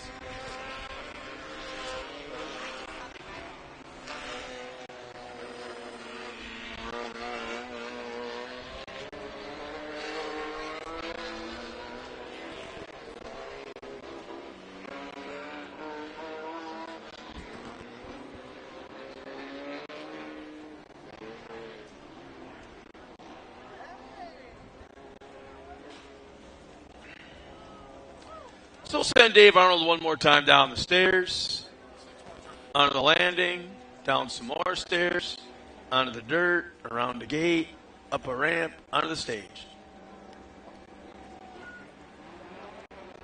So for the fans at home, there's a finishing order. Carson Smith with a 319. He finishes 3rd. Travis Howard finishing 2nd in the 318. Reeled him in quite a bit. I'd say mid-pack, I guess, in the second half. But then had nothing for him with the last 2-3 laps to go. Travis Howard tried but couldn't quite pull it off. Joe Laff will now take a win in the 314. That's our finishing order for the limited buggy 1600 buggy division here this afternoon in round 3.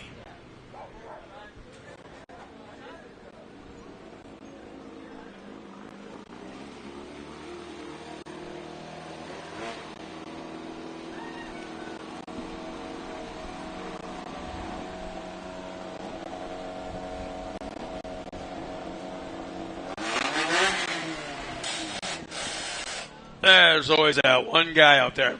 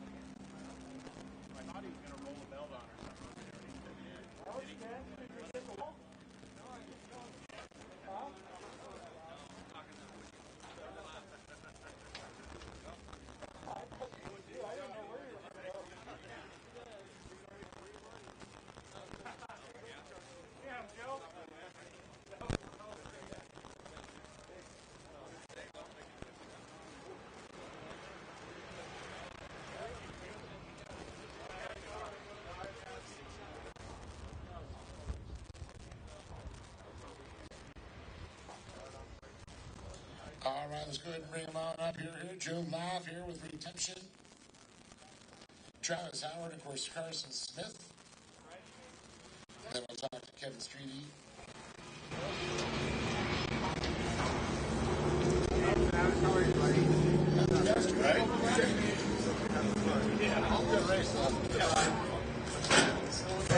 That was so good.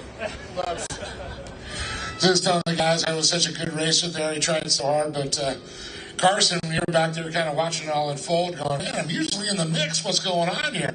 Used to stand a little taller, but you know what? These guys have stepped their game up quite a bit. But before we get started, $100, K&N. So tell me about your race. Off the start, made a mistake, lost it, thought I was going into the wall, was able to save it, so I was happy about that. But I was able to, hang on to it for the majority of the race. I had a couple more issues, spun out in the back turn back there, but I was able to hang on and got the third spot. So. Well, Scott and I were watching. You were doing a lot of, alligator tailing, fish tailing, whatever you want to call it. Something going on with the car, felt a little loose, or just a little wet ground. I don't know if it was a combination of wet ground, but we're running one good tire and one spare, so I don't know if that could be throwing me off, but I don't know. We'll have to make some improvements for next race, and yeah. So. Well, you're still on the box. That's what matters. It's about consistency. It's about the season. Trying to get to the championship, and I know you got people to thank for that. Yeah, I want to thank my mom, my dad, Donnie Smith Plumbing, AIC, Jared with Competitive Edge, Gordon Feed, and everyone else that helps me out. Yeah, thank you. Carson Smith, everybody, third place. I'm going to go over here and Travis, $100, K&N gift card there. So we're watching this all there, and I know yesterday you were chasing Travis down, you got by, he had a problem, you got the lead. This time we're watching every corner. You see you get up on him, then he'd pull you out of the corner there. You guys are so evenly matched. It sounds like you're trying to find that little happy medium where to carry the speed in but not spin out. Yeah, that's so much truth. We spent some good time. It's obvious. Yeah, we spent some time doing some studying and stuff, and we trying to clean up my lines. I mean, these guys got real good cars. I got a nice car, but I got really good parts, and I got really good people behind me to help me out. And first and foremost, my buddy Mike Meehan. He does my motor and gearbox, and man, I wouldn't be up here today if it wasn't for him. He really takes care of me, and he's a brother, and I really appreciate him. Joey at B&R Buggy, USA Wheels. He keeps me laced out with a nice set of tires and wheels all the time, and he puts in a lot of effort to make sure that I'm up here on this podium, and I can't thank him enough as well. Jason Holes, my spotter. This guy has brought my game up a notch, and I think everyone can see that things are changed in our camp. So I can't thank him enough for the late nights, the advice, his knowledge from doing this over the years. Such a great person. Sophisticated events, king shots, slow ride. California Deconstruction, my Checker brothers, the Knott family, Lee Poppy, the whole track crew. Kevlin out there, man, he keeps that track maintained for us, and I'm sure everybody would say that they appreciate it all. But I just, still the bridesmaid, man. One of these days I'm going to get up there again, but Carson always puts up such a great fight, and all our times are getting so close. It's so much fun racing with these guys. And I know there's a ton of these cars sitting out there at home. You guys need to throw a prep on them and get out here and have some fun. Great for the family. Everybody comes out and has a good time. So I can't thank everybody enough. And that's it. And Mama Clump right there. She's really the number one on the team. So everybody at home watching, I know everybody's doing it. Thanks to the live feed guys and stuff. But yeah, that's what I have to say today. Travis Howard, everybody. $100, K&N. So yesterday, not the way you wanted things going. You're running out front, and things just kind of went south. What happened to the car? Yeah, yesterday we had a great start, and then right at the competition caution, the alternator light came on. It spit the belt off, and you don't have a fan when that's running, so we had to pull off from the lead, which is, I've never had to do that. It's not fun at all. So I was worried about that today, and glad it held together. Today I got out front quick, and then Travis was keeping me honest. I knew he was right there, and he hit me a couple times, but I was braking real hard right in front of him, so that's what you get for doing that.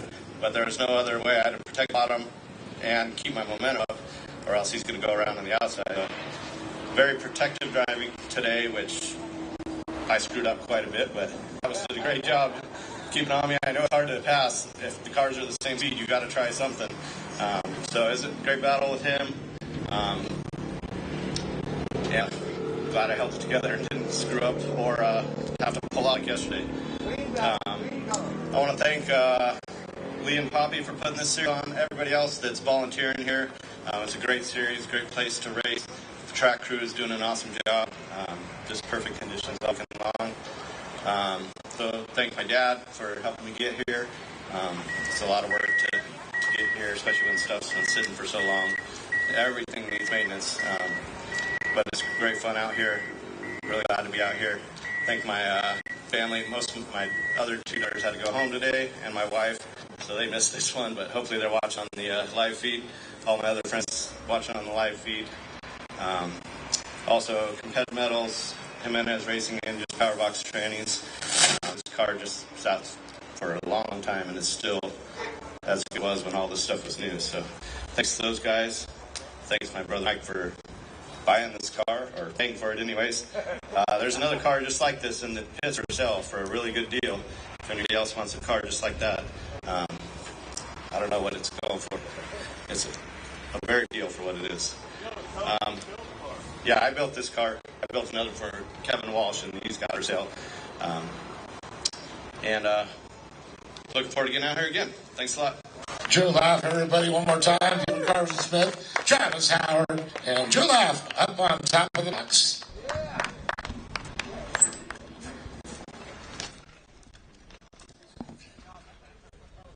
Well, congratulations to our top three finishers one last time. And what do you got, Dave? I got Kevin Street. He's still the front. Oh! Who's hiding behind the sea container? It was like, man, I was out there on my race. Well, Kevin, another time, beautiful weather, great racing, Glen Helen, and it's always a good time. Yeah, it was a lot of fun. The track was real good. I made a bunch of mistakes, but that's the way it goes. Well, it's all about learning each time and come out. Man, you've been on the podium so many times. You're a real regular here at the series. You can just tell how much you love racing short course. Yeah, it's a lot of fun. I used to race in the desert, and no one would come, but at the short course, you get people to show up because it's so easy to come out. Well, most definitely. Who'd you like to thank? I thank Kate Lothringer for spotting for me, and everybody at Lothringer Engineering for all their help, and Lee and Poppy for putting on a great series, and all you guys coming out and putting it all together. We appreciate you, Kevin. Thank you again for coming out here and supporting the series and helping out a lot of guys. And if you know somebody out there, you said you heard Joe. There's cars for sale. I'm sure Ken's got some cars out there. There's lots of stuff, so we got to break them out of the mothballs, right? Yeah, everything's just sitting in people's garages right now, so they need to come out and race. It's not that much. Come out and have fun. Yeah. All right, Kevin Street, everybody. Scott, now it's back to you. Thanks, David. I know there's a car up here that, how else better to sell or market a race car than to have it on the racetrack? And I know that there's actually two cars in a certain garage not far from here. A perfect location. Two perfectly ready to go cars. Very easy to perfectly drive them down here, tow them down here, and perfect driver sitting next to us that could be behind the wheel. A lot of perfect things about this, but meanwhile, Lee's not looking at me when I'm talking about. Well, you only said perfect like 10 times. He's perfectly skilled at ignoring me, too. Getting ready now for the Weller Racing SR1 division. The bad boys and girls of SR1s, I should say the side-by-side world. We got 7 cars to come out here. Corey Weller on the front row, along Paul O'Brien. Sammy Nino is coming out in the 17. Larry Hayes, the 75. Robert Gutierrez in the 83. Anthony Ochoa in the 71. And Chris Redden in the 9. But yeah, some very stout piece of machinery these things are. The power to weight ratio is crazy. And anything deep fried dough rolled in sugar cannot be known as being too good for you, especially on a warm, sunny day. I'm thinking more along the line of water or Gatorade, which is probably more so what you need to be doing with yourself than what you are, Dave Arnold. Labu Fedora. I don't care, Labu Fedora, whatever. That's deep fried doughy stuff rolled in sugar. But here comes our next race out onto the track. And if you missed it yesterday, for some of the race fans, you're going to want to listen closely because the first car coming out here in that number 18, Yamaha, did a little updating over the evening. And this driver right here that's coming around the final turn right directly behind that race truck, for all the fans at home, look closely at that car. That is, without a doubt, the winningest female driver in short course off-road racing history. As of yesterday, 75 overall wins, 160 podiums, and this I didn't know, but 17 championships in her career, and that is Corey Weller in that 18. Pretty darn impressive. That puts her right there with the Carl Rizetters and Rob McCackerns and the Johnny Greases of this world, and that's Corey Weller. So, but she's got her hands full with the rest of the drivers in this field. Alongside her on the front row will be the number 11 of Paul O'Brien. Second row inside, Sammy Nino in the 17. Outside of row 2, Larry Hayes in the 75. Row 3 inside, Robert Gutierrez in 83 and Anthony Ochoa outside of him in the 71. And let's see, did Chris Redden make the call? Yeah, I know he had issues yesterday. No, he didn't. So tough break for Chris Redden as he did not make the call here this afternoon. So, yep. 6 cars out here in the Weller Racing SR1 division. I just find that absolutely astounding. In any driver, in any class, in any form of motorsports, when you have 160 podiums, to say nothing of 75 wins, 17 championships in her career. So, ladies and gentlemen, every single time that she takes that track, you are a part of history because she's just adding to those numbers every single time she comes out here. Well, Dave, I know you like this class. I know you know the Weller's pretty good. You heard me rattle off these numbers, but pretty darn impressive either way. Oh, definitely. I mean, I'm talking, we've seen Corey race a lot of things, different production class UTVs, the SR1s, Pro 4, back in the Tilted Kilt days. She's raced quads. Yeah. I believe that's where Jason and her met, were racing quads. Whoa! She held them to the last second. Keeping them honest. Wow. Paul O'Brien to the right point, up on her. Paul O'Brien kind of jumped a little bit before she did, but she stayed steady till that last second at that cone. And these things just have so much power to weight ratio. I mean, these things just get on. They're like a Pro 2 for adults in a UTV size fun. They're fun size Pro 2s. I don't know. They're like pucker size. I know Robert Wilson won, and I know Ken Johnson's driven them too, and they're telling me how much fun they are. I haven't driven an SR1, but I've driven several of the other UTVs. Paul O'Brien looked super strong yesterday. We'll see if he can back that up again, but he's getting pressure right now from Sammy Nino. Now, Nino was very impressive. Turning some quick times for sure yesterday. But I still got that momentum here. The key is, can you out when Corey's going to start? So it might be the only way, unless she makes a major mistake, or you force her into a mistake. But if she doesn't rattle easy. I've never seen anybody rattle her cage. Yeah, she does. I don't know if that's. I think she giggles at you a little bit if you try. She giggles at you like a witch, on Halloween. And then she comes back and does it to you. The only time I think I saw her rattle a little bit was the Pro 4. Well, that's a whole different animal. That's put her in a UTV, whatever. You can do anything with her.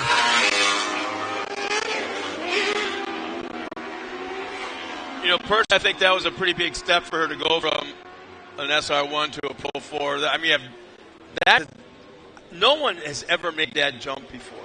Nobody. There's been 0 people have tried that. Maybe she should have jumped into a Pro 2. Or UTVs, but I know Brock Hamner, another example, he's getting used to it too. He said it's a handful, or it's a new one, but he went from UTVs to that. That's even less power than driving a SR1. Very difficult jump. Well, but it's not a Pro 4. No, totally different animal. It's an animal. It's a jump from Pro 2 to Pro 4.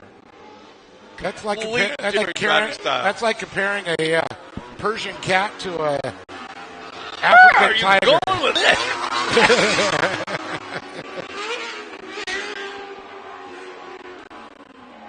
Entering lap number 9. I'm sorry, lap number 3 of 12. Corey Weller, Paulo O'Brien, Sammy Nino. That was a fast race. So fast the SR1s, they get so many laps, you blink, you miss them. Uh-oh. A little bit of problem there, or just missed a shift, it looked like. Looks like Robert Gutierrez missed a shift there. There he is, looking up the inside, making a pass.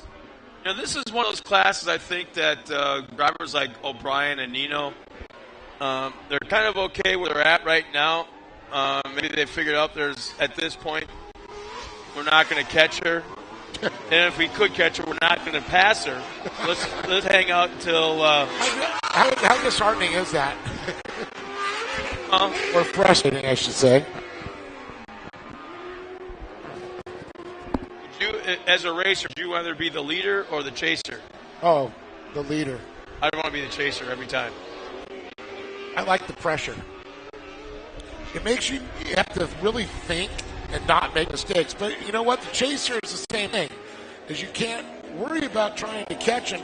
You got to worry about driving your race and your lines. You'd have to have eyes in the side of your head, the back of your head. I want to concentrate on the racing. If you're doing all that looking around to find out where your guy's at, you're not 100% behind the wheel. I always look at it as if they can get around me, be all my guests, to do it. Oh, man. Paul O'Brien had a major mistake coming out of that final corner, over-rotated. Lost a big-time gap to our leader, Corey Weller. No, I like chasing. You see where the driver in front of you is better in corners, or you're better than them, and you change things up. I'll give you an example. If you're practicing, it's great to be the chaser because you like you said, you find somebody that's faster. But in a race situation, I'd rather take that out of the equation. Because if you're chasing, that means you're not on top of the box. Well, you hadn't taken the checker flag yet. Oh, yeah, but still. It's when you get your elbows really wide. So there's the competition yellow coming out on lap number 6. As they cross the line, Corey Weller, Paul O'Brien, Sammy Nino, our top 3. And a little bit of a race coming to the line with Larry Hayes will take that 4th spot. Robert Gutierrez, one of the top 5. You hear those guys are on a chip when they're coming across.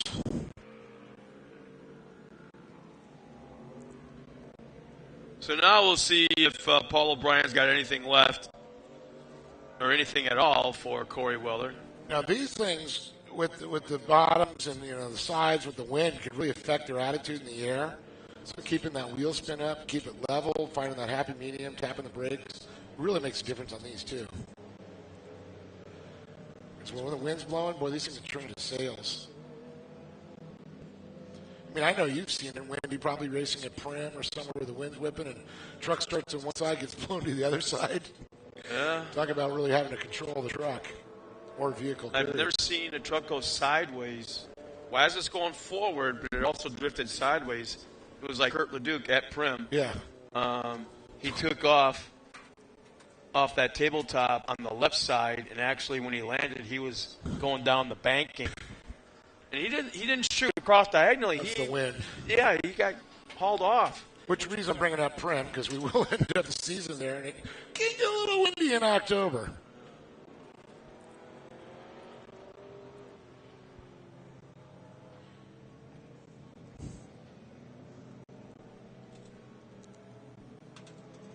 All right, we should see that Redland Toyota.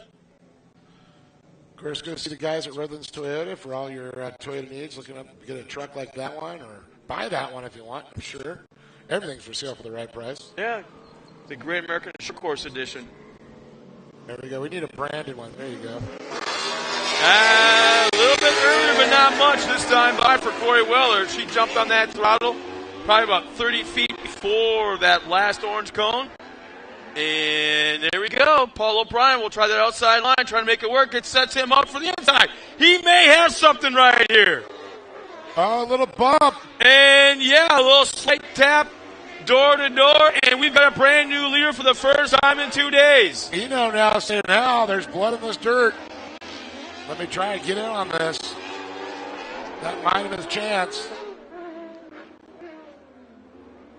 And Paul. just like that, O'Brien over-rotates, and what gap he had back to second, he just lost. Now it's about 2, maybe 3 car length gap back to Corey Weller. Oh, Nino was trying to break a little late on it. Corey on the binders a little bit earlier. 4 laps remaining this time around. 4 laps.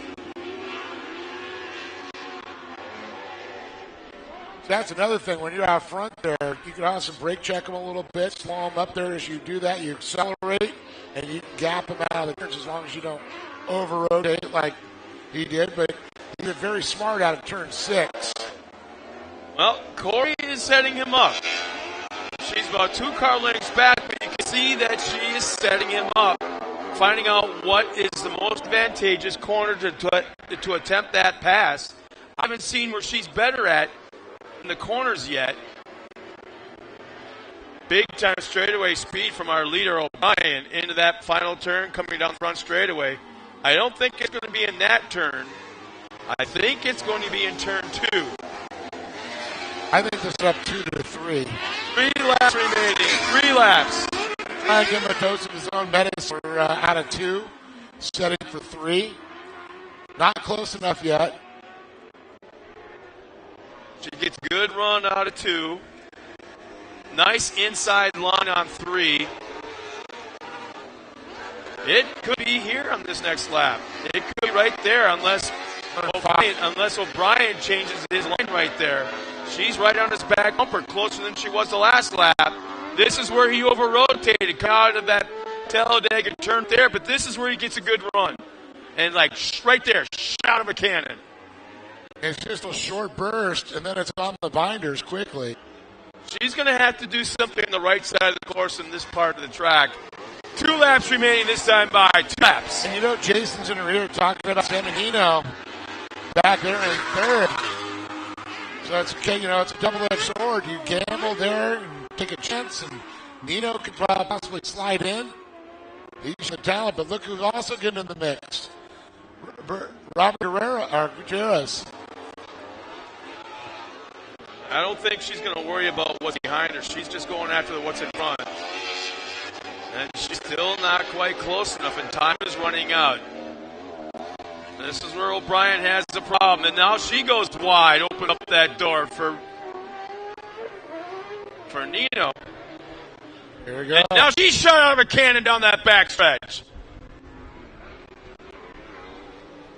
Corey Weller is right there. It's going to have to happen right now. White flag is out. There's no time remaining. 2 into 3. Watch this. Little bit higher line. She ducks down to the inside. Our leader takes it away. Got to swing to the inside. O'Brien on the gas, not going to allow that door to be open. Oh, a little bit bigger gap than the last lap. Oh, and he braked it. He braked early, and he had to get back on the throttle, then brake again. But still, she's nowhere near close enough. And a lot of people you don't know, these drivers pick a point where they know they got to hit the brakes. Sometimes you get a little quick on the anticipation and they hit a little early, as we saw O'Brien did. But look at this. Yeah, like big time gap now. It's not going to happen. She's nowhere near something catastrophic. And O'Brien just nailed the brakes, almost stalled it. But at the line is going to be Paul O'Brien with the win. Corey Weller second, Sammy No third. And as they cross the line, it's Robert Gutierrez, Larry Hayes, and Anthony Ochoa. She easily, anyone in that last two laps, she could have overdriven that car a little bit and punted him a little bit in these turns, but she ran him clean. Never laid any metal whatsoever, and absolutely ran him clean. And you know what's cool about that? He'll remember that. Oh, yeah.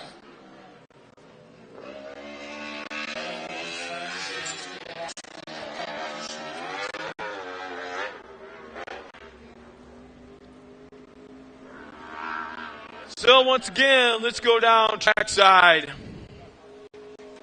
with our top three finishers. As Dave Arnold makes his way down there, there's our finishing order for our fans at home.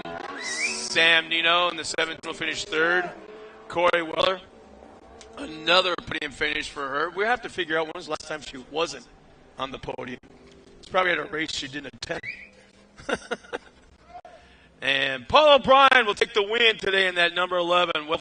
Well-fought run for him.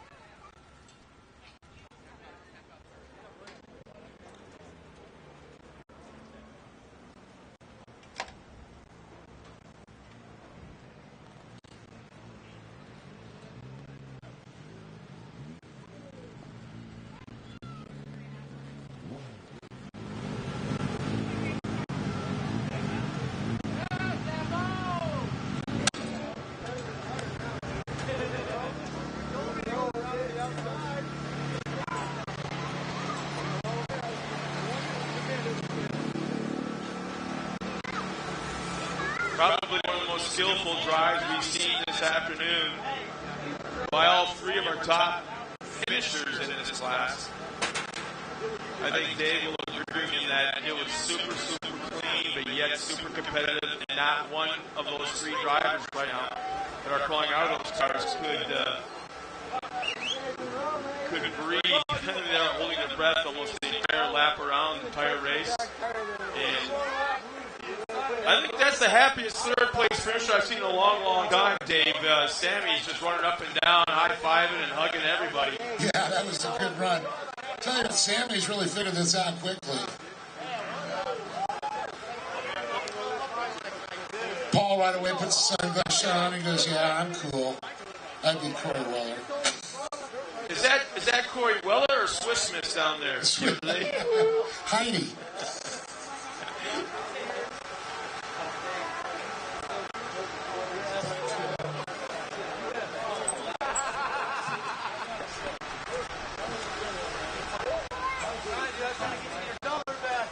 All right, here they are, 17, Corey Weller and Paul O'Brien up on top of the box.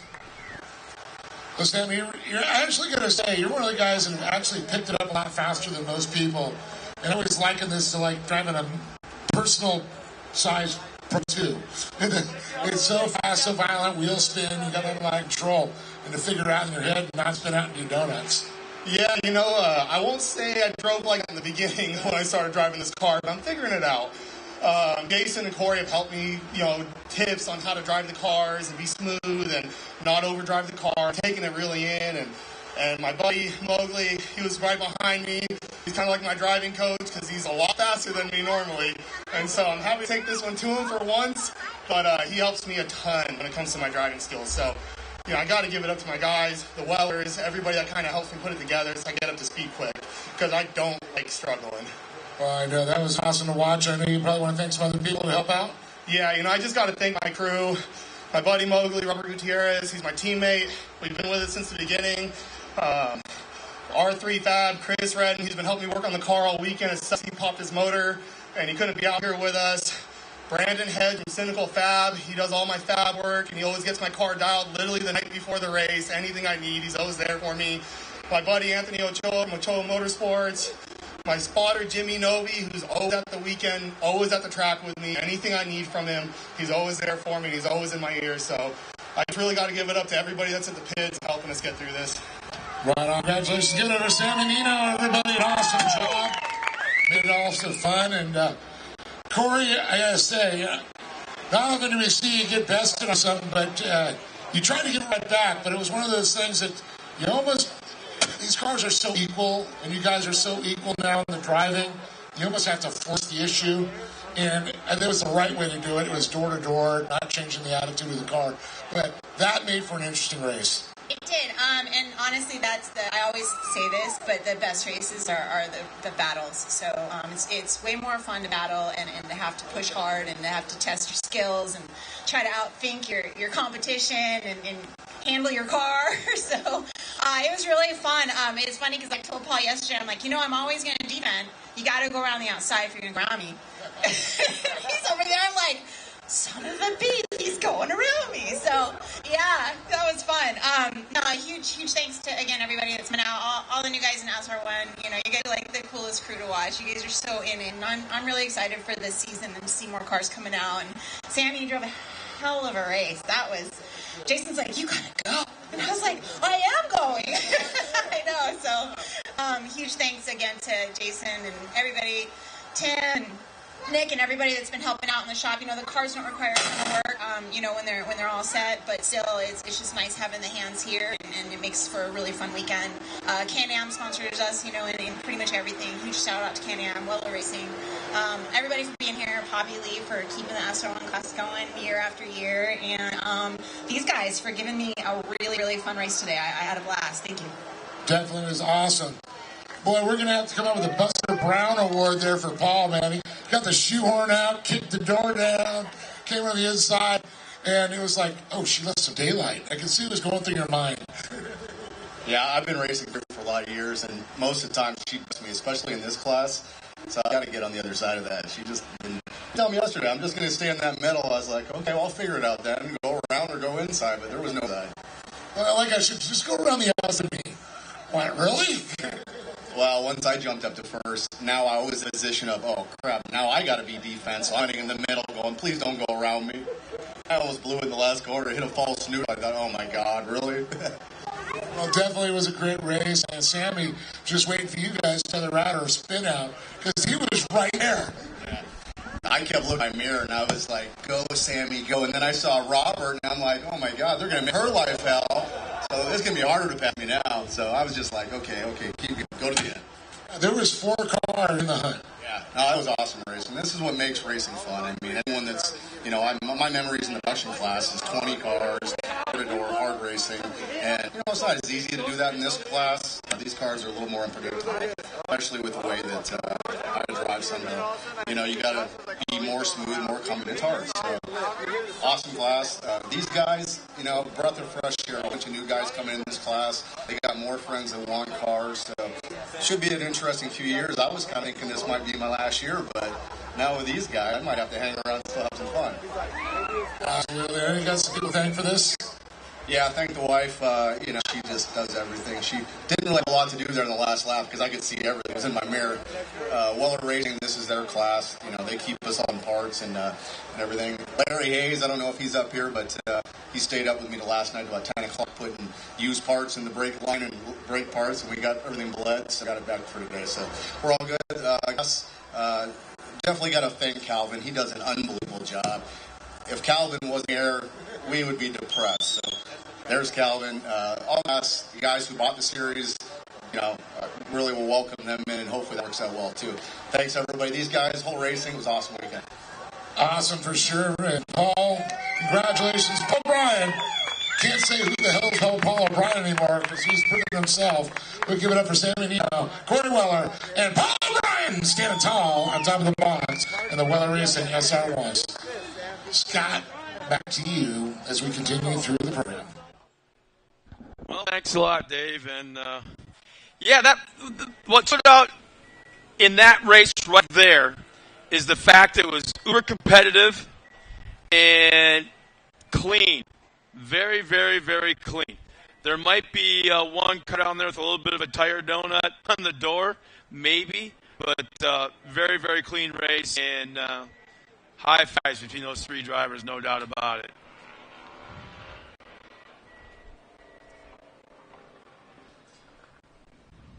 Well, there's our current points chip tally. With Sammy Nino currently third in points with 138. Corey Weller is second with 154. And Paul O'Brien, our current points leader after 3 rounds of racing, with 161. And this is a nice tight race going on right now. There's no doubt about that.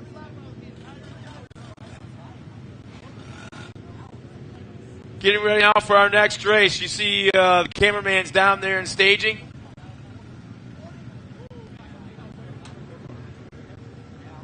Kind of getting some last-minute glimpses of the UTVs, but coming out before them. Dave, get your butt up here. Grab your oxygen tank, your mask, because we got mod carts coming up, man, with a full head of steam. And if yesterday's race and this morning's qualifying is any indication of what we're about to see, we're going to need every ounce of oxygen we can intake for this race to call it. I think we both agreed that even in qualifying, once it's done, we both breathe a huge sigh of relief in that everybody survived. We survived. Here's our lineup of cars coming out here right now. 9 mod carts. Oftentimes, if not every time, the best race of the day. On the front row, inside, pole position, Talon Martin, the 511, Dane Culver in the 501. Second row inside, Ashton Williams in the 520 and the 585 of Trish Jones. Row 3 inside, the 545 of Maverick Openshaw and the 560 of Ron Denny. Row 4 inside, the 595 of John Walls, and Chase Berry is out there in the 536X.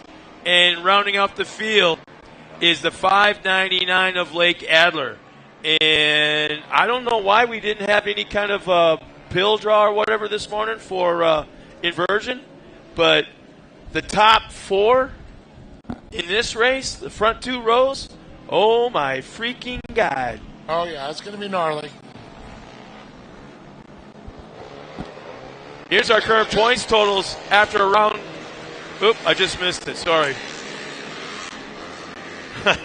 Well, just watching with the qualifying between Talon and Martin and Dean Culver, it's a little prelude to what we're going to be seeing in this final race here.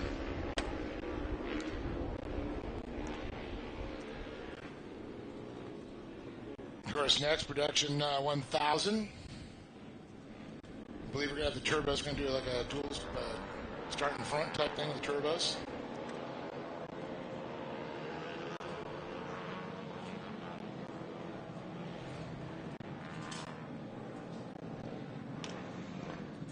So our Toyota of Redlands pace truck is just about to pull off to the infield, and there it does. And now this could be hairy. Watch for the first line of cones.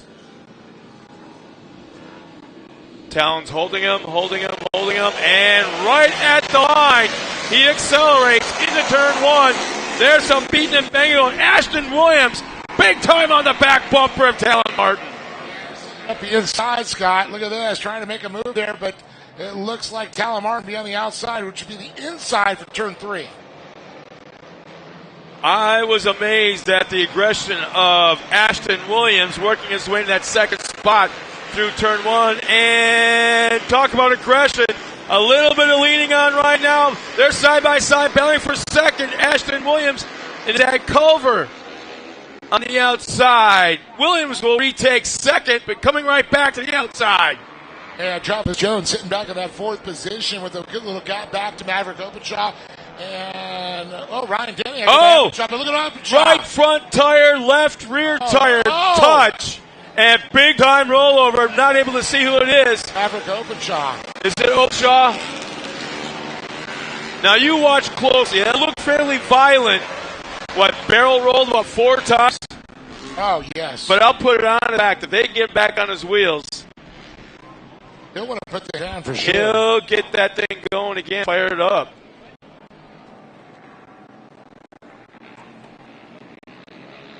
So we're just going to make sure the driver's okay before they flip him over.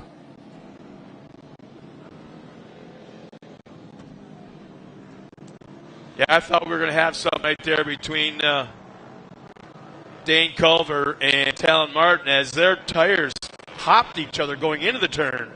Just a slight hop. So I thought we were going to have one of those. Well, let's see. What's going on now? No one's really... Oh, he's trying to bump start it. Yeah, he's trying to start it. How about that? And he does. He's back underway. Now he's going to zigzag back and forth. Check out. Make sure that car's okay. I'm looking at the front tires.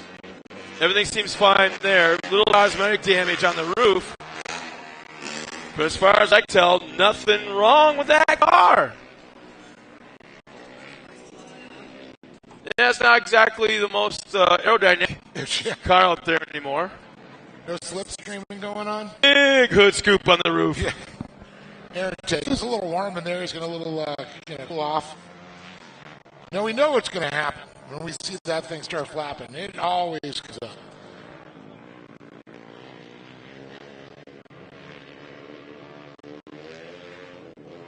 And I seriously thought we had something going on with Talon and Dane Culver going into that same turn before that incident happened with Maverick, when they hopped tires and just kept on going, because there was a little bit of air underneath the ground of both those cars.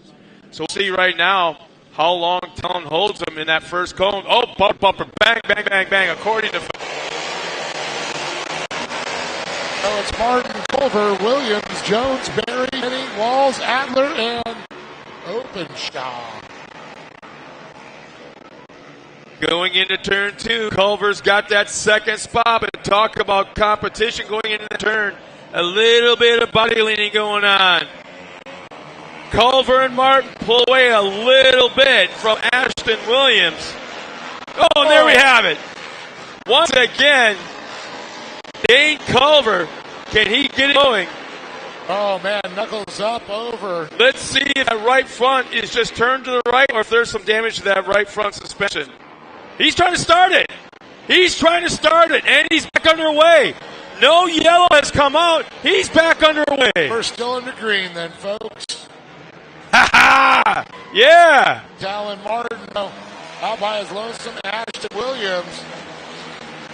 Followed by Travis Jones, Chase Berry, Ryan Denny, John Walls, Maverick Openshaw, Lick Adler, and of course, Dane Culver, showing off his acrobatic stunt driving skills. You know what Dad just saw in that picture? $1 bills or $100 bills? Yeah, I'm talking about $1,400 for a new body. At least that's what I used to see. So right now, I can't help but think these boys are on Ashton Williams especially. He's not one to hang back, nor is Travis Jones, but Why kill the car? Why take chances right now? You're in that second and third spot. Just let Talon up there have a little bit of fun. Think he's got the race. Yeah, exactly. Exactly.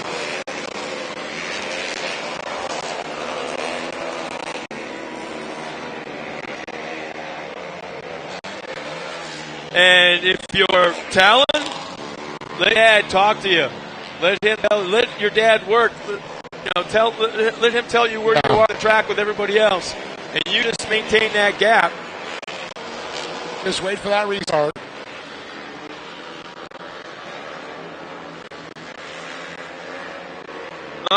All that does right now is kind of make for an anticlimactic first half.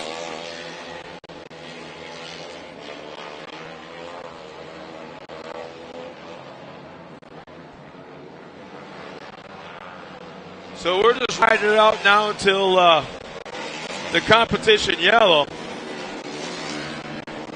Thing is, Talon's not slowing down. His fastest lap of the race was just now. Talon Martin is not holding back. In fact, nobody's holding back. Everybody's fastest lap is right now, this last lap. I'm going to agree because I'm looking at the lap times right now, and they're just dropping. Everybody's in pursuit mode. Well, if Talon is setting the fastest lap out there, which he's not, it's actually Ashton Williams by 0.3 of a second. He's, in all reality, he's reeling in our leader, but he's got a long way to go to get there. Well, if he keep that consistency on a restart, that's what's going to be the key. I'm at a loss of why they're so heavy on the throttle right now. Just do the maintain thing. Maintain the gap. And get ready for the second half.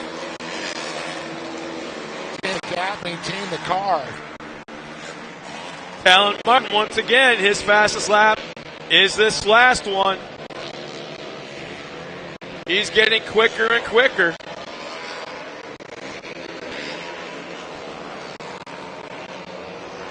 I think the competition yellow is coming out this time by.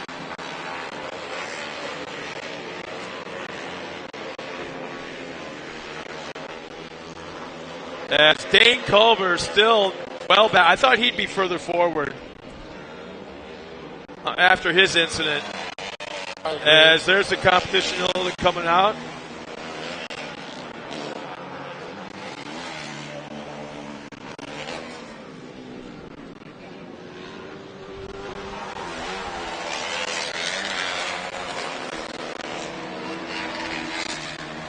Our Toyota Redlands pace truck back up on the track will collect the field.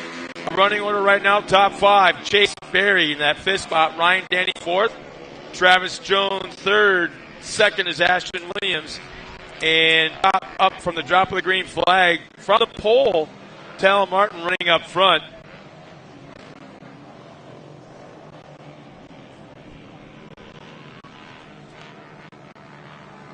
You know, when there's a competition yellow during a Pro 2 or Pro 4 race, and the competition yellow comes out, they're all doing the parade lap. Have a couple of different safety vehicles on the track to pick up the parts and junk laying around. When was the last time you saw them do that for a mod kart race? Because that's exactly what they're doing right now. They're out there picking up parts and stuff. I can't tell you how many times during Lucas Oil Off-Road Racing Series days, we would have 6 to 18 of these things, and there would be body parts all over the place. I am glad I'm not a part of this anymore. What the hell are you doing? Pulling my legs off. Okay. Spill some of the caramel on there. I had to wipe it. Really? Yes. You want to know the truth. That was sinful. So, looks like the pace truck, it's pulling off the track. Now watch where Talon accelerates. That's where going to be the big key, is where we're going to see him go in. He's been hitting that first cone and gone. Not holding him, and he does it again. In fact, and Williams, if you notice, right at that cone, Talon did one of these. when he's brake checking, he got picked up off ground. I think Ashton was a little quick on his throttle response here, too. Ashton Williams picked up the back of that car off the ground. Talon couldn't take off if he wanted to.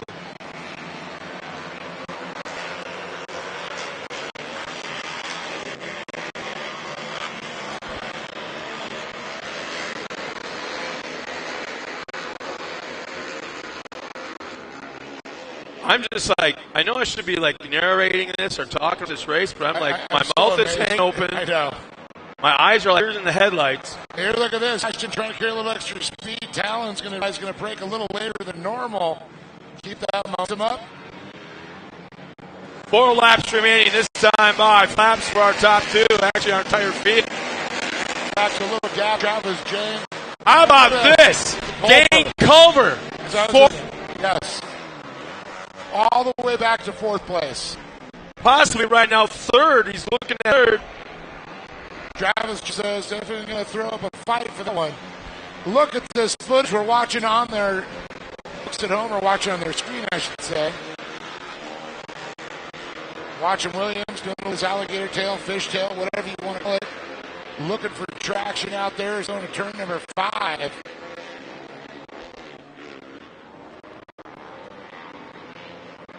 So if Dane Culver can't get around Travis Jones like right now, he's got no shot at getting to that podium. But he has to move right now as our top 2 go by. Ashton Williams losing a little to our leader, Talon Martin.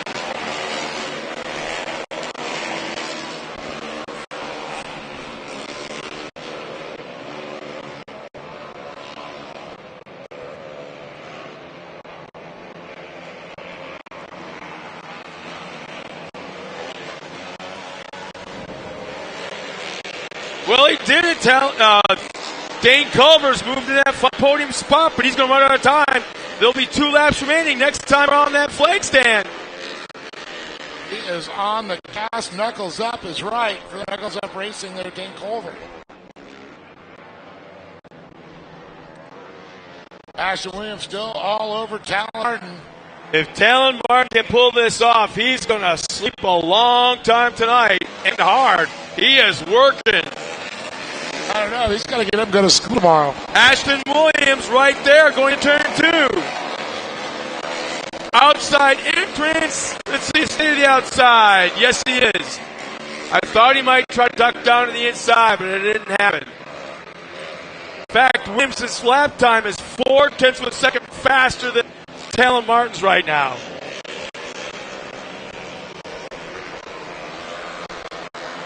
Well, this next time by a white flag. Culver trying to do everything he can to catch up to these 2, but right now, Williams, though, Talon Spotter has not let go of that talk button probably for the last 3 laps. It's constantly on, never off. White flag is out one more time around.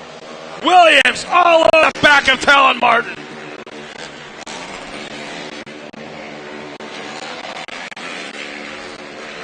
He goes a little on the wide, trying to duck down the inside. Williams, I'm talking about. He's right there waiting for something to happen. He was looking for that inside line here.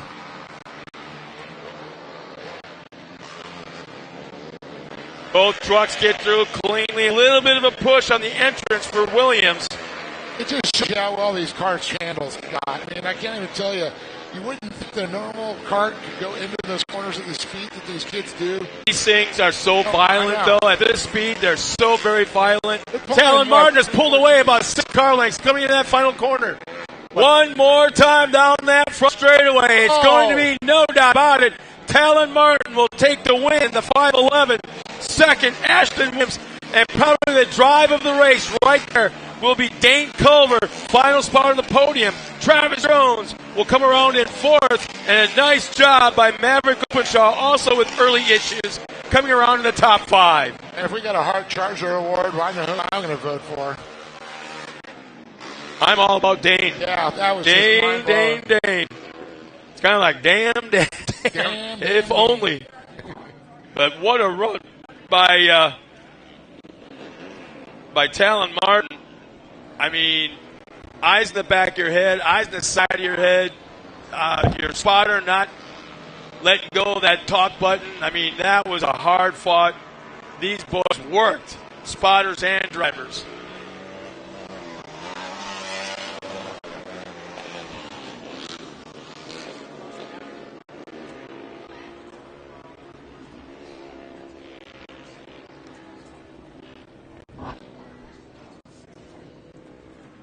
So as our top three make their way up to the podium. That was a doozy.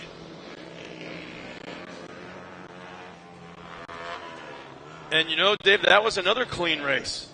No beating and banging on each other. They beat and banged on themselves. Two big, huge rollovers, body parts around that racetrack. But man, oh man. Nice aerial shot, the drone following our cars up to the podium.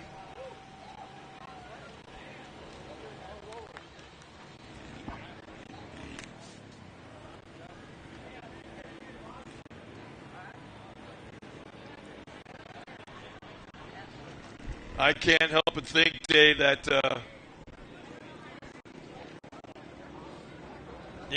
these things are so damn entertaining to watch, so fun to watch.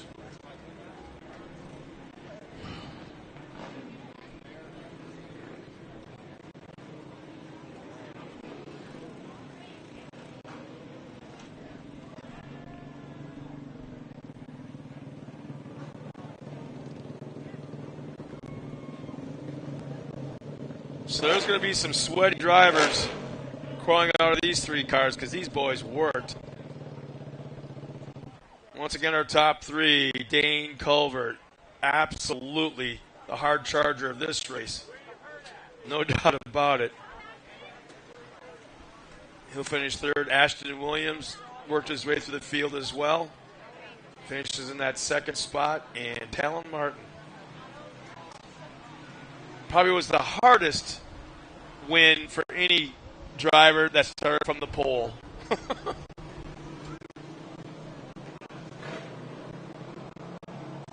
Well, Dave, let's go trackside. You at the podium and our top three drivers. This is going to be a little bit of a fun time, I think. Yeah, they're still getting out there. I know Dane's probably filling that one too. Talk about a hard charger, man. That's incredible. Ashton Williams coming out. Talon Martin battles. These two. Wow. This was mod cars. They were talking about reminiscing back to the different mod cars there, and then Mason Prater came up and goes, man, it's being like Cole Keats and battling back in the day. Always. So we always have that little rivalries going. Gibbs and Gibbs. That's what it was.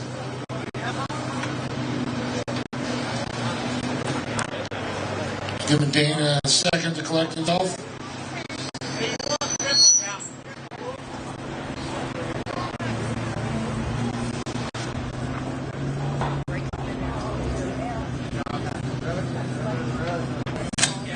And a pig knuckles. There we go. Here they are. These guys on a show. Give it up for Dane Culver, Ashton Williams, and Talon Martin. Dane, all I can say is, whoa, that was gnarly, dude. You went on the spin cycle and came back, got that thing refined, put your head down. You made it to third place on the podium, dude. Incredible. Yeah, just looking at my car, we have a lot of work to do. I don't know. They ran just as fast as they did after that one yesterday, I think. Well, apparently I hit the ground pretty hard because my knees kind of messed up. But I just tried to make a comeback, I guess. Yeah, he definitely made that comeback. He got that hard charger, for sure. Incredible. What was going through your mind at that point? You know, is this like, oh, the race over? Or you said, screw that, I'm going for the podium? No, I was just thinking about how bad my head hurt. And yeah, to go for the podium, I thought I could maybe reach second place, but they were gone. catch him. Well, glad you're okay. We'll get you all checked out and make sure. But I know you want to thank something real quick. We'll get you out of here. Yeah, I'd like to thank IP Tires for the tires, Great American Short Course for putting this on, God, obviously, for keeping me safe, gnarly crash, PCI radios, Action Sports canopies, and Parker Pumper. I'd also like to thank my dad, my mom, my cousin for coming out. I'd also like to thank Papa for coming out also to watch. And again, Damon, because he helped with me and my dad, prep the car. I think we need to do it again. I think, but I don't know. Looks kind of right, race ready. You got some time ready to get ready. Don't worry about it. Yeah, I don't know. My head hurts really bad. All right, I'll make you talking. All right, yeah. Give it up in cold for everybody. What an incredible performance. Got Ashton Williams over here. Ashton, boy, talk about a big battle. Probably one that will be remembered for a long time. And you're liking back to some of the big kids that raced back then, now race Pro Light, Pro 2. You guys put on the show that they did. Man, what was going through your mind with all that going back and forth? I kind of just wanted to get on the podium, so I knew not to touch him. So that's kind of what happened. It was definitely a clean race, though. You're working every angle you could. Yeah, I didn't want to mess up my body, so. Another thing was pretty sharp there. Yeah, it does look good. Well, do you want to thank some people? Yeah, I'd like to thank Toyota Redlands, WCI Consulting, Scott Track, Bonafide, Bergensons, my father Brian, Nick, and Brett for helping me on the car. Everyone else come out here and support me. Give it for Ashton Williams, everybody, and then give it over here. Talon had an incredible race. He kept you honest, and you guys had some good, clean racing. Yeah, it was definitely a crazy one. I didn't know what to think when Dane came in on my inside. It just ripped the wheels out of my hand. And, yeah, it was just a crazy race. You thought it was over at that point? You just kept going? Yeah. So, well, I know moments like that you probably remember for a long time, and then the victory came out of it. Yeah, it was fun. You want to thank some people? Yeah, I'd like to thank my mom, my dad, Gordo for prepping my car, M&M Cutomatic, Sunset Sign Designs, Pacific Pool Plumbing, FMS Heating and Air, New Line, Sparco, everyone that came out to race. Give it up for Talon Martin, everybody taking the win here, but big applause for Danny Culver for an awesome performance there, and then again, Ashton Williams for the good, clean race, fighting with Talon Martin, who stands tall on top of the box.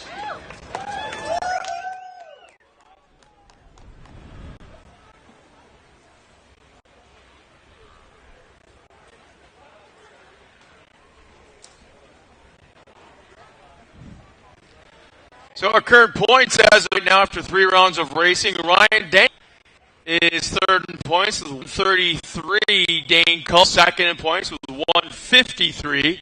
And Talon Martin, our current points leader, 159. So it's Ashton Williams in third in points. I stand corrected. Ashton Williams apparently third in points with 133. So. Yep.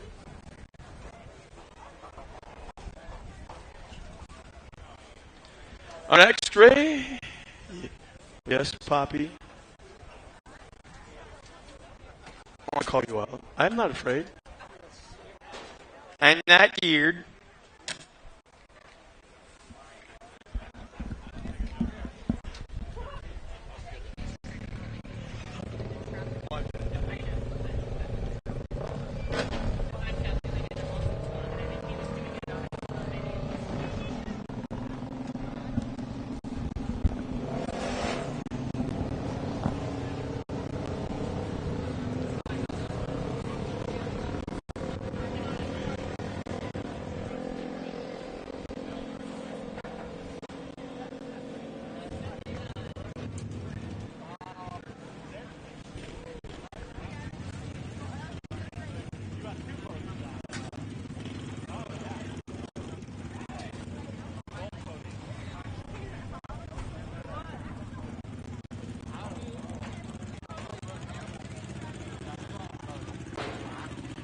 Well, next race, I believe, going to be a combined race with 3 classes, Production 1000, Production Turbo, and Youth 1000. Here's what we got coming out trackside. 14 total cars. The one Youth 1000, that'll be Nolan Bibb in a Polaris in a 1032. And let's see the rest. Here's our lineup on the front row. Chase Hill and Jason Weller, both Production Turbos. And row 2 inside, Chris Lindstrom in the 316 and the Oliver Golding, both Can-Ams, both Production Turbos. In row, 3 inside. Now we get into the Production 1000s.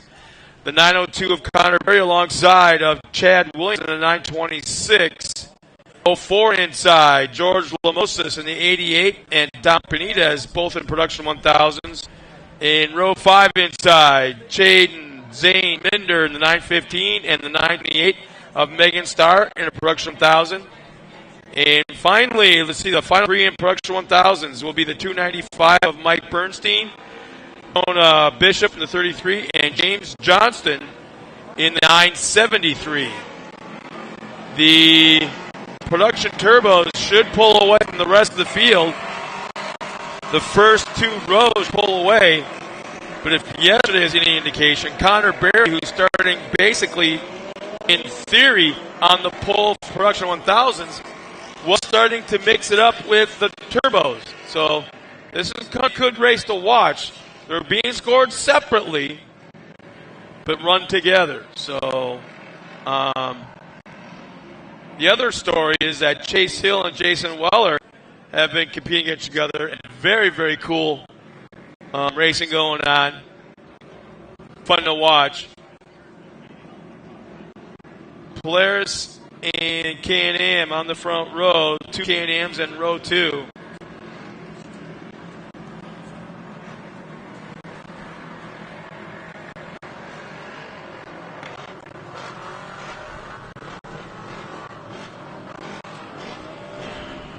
Connor Berry out there starting in row 3 inside is actually driving double duty today. Not only in Production 1000s, but also in just a moment, we'll be going back to the pits after this race, crawling out of that car and crawling in behind the wheel of his Pro Light. And, he had a heck of a run yesterday in the Pro Light as well. So we'll see if we're going to get him going this time by.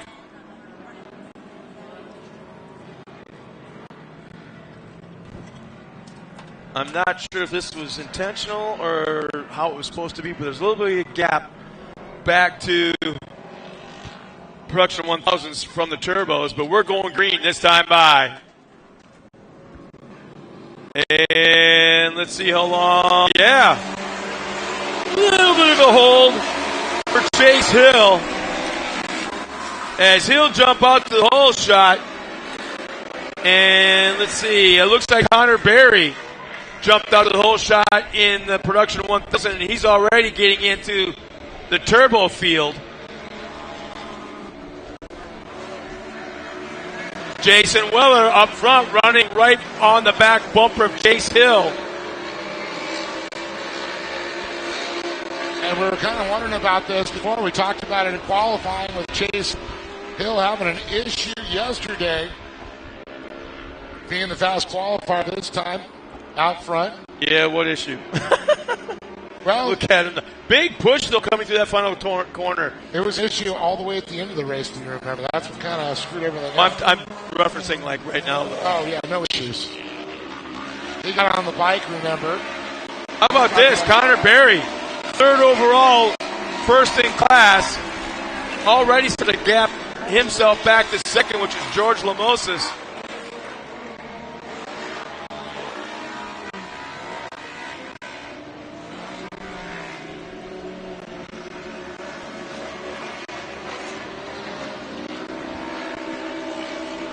Jason tends to break a little bit later than Chase does, and kind of gaps it out. Jason pulls it in, does that accordion effect every time. Well, you know who else who kind of did that thing in their driving style was Jimmy Johnson. Brake early, accelerate early. That's what he always said. Yeah. Brake early, accelerate early.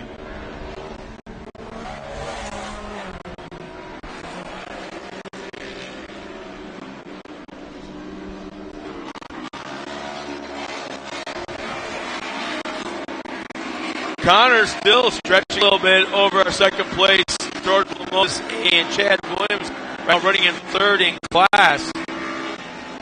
Dominic Benitez back there also at fourth, and we got James A. Mender, Michael Bernstein, Jonah Bishop, Medar, James Johnston. Chase Hill is battling with Jason Miller now in the turbo, and Oliver Golding we're in that third position. You know, right now, both laps, lap 1 and 2, and we'll find lap 3 in just a moment. Jason Weller's been faster all laps than Chase Hill's been. And no, this time he wasn't, but Jason Weller's just biding his time. He's not messing around.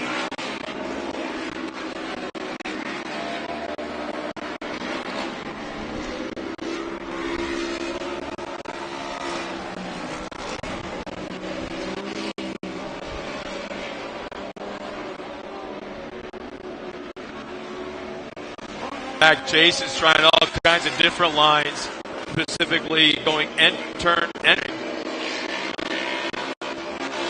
going a little bit higher, then exiting a little bit lower.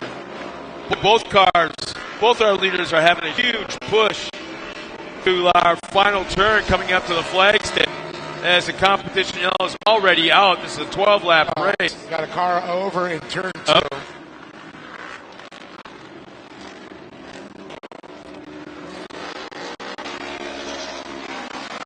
So it looks like this is a full course yellow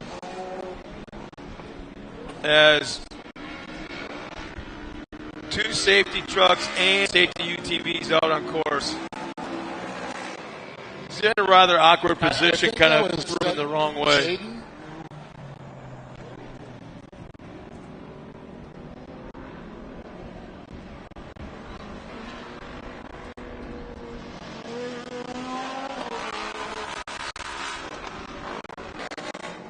Yeah, I think it's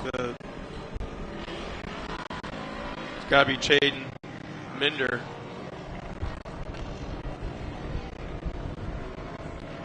Well, for some of the fans back at home watching this, just maybe checking in or just tuning in, we want to welcome you and thank you so much for spending your afternoon with us as we are probably just past halfway this afternoon in racing action. This is round 3 of the 2023 Gatorade American Short Course Series. My name is Scott Rain, along with who are you again? That guy. Who are you again? Dave Arnold, handling all the podiums as well. But we've been having a great time. The weather is absolutely perfect. If rim is like this at the end of the season, dude, you need to jump up for joy and click our heel midair. It could be. You had a hell of a. It could be. No, it could be. It's a crapshoot. Nevada, got to roll the dice. Let's see who's pulling into the hop. 9:15, is it? Yeah, that is going to be Shane Minder. Yeah. Well, at least moving. That's the thing. Yes. Already last place on the field, so might as well pull into the pits and change. Something needs to be changed. We get back out there as you still are in the lead. I'm not sure if this is going to constitute being considered the competition yellow, not because we have one more lap before it was scheduled. I don't know if they're counted as such or not. I don't know. Will. We're back to green flag right now. And there it is.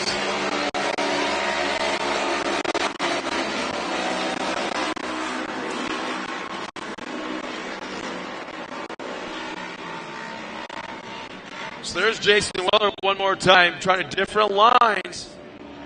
But he's looking for the Paul O'Brien move. He goes, well, I know Paul got Corey here, so I'll try it. How impressive is Connor Berry right now? Oh, he's impressive back in there.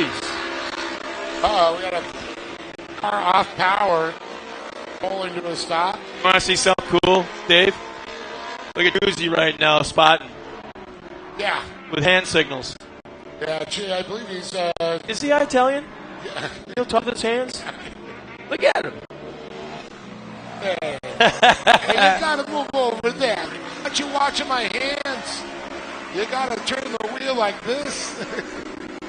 Oh, we got a Can-Am pull off the track. Yes. I want to say that was Oliver Golding. Oh, gee, that's what, no. I think, oh, big pair went out of turn 2. You got to grab your cell phone and shoot a 30-second video of Anthony in his glory.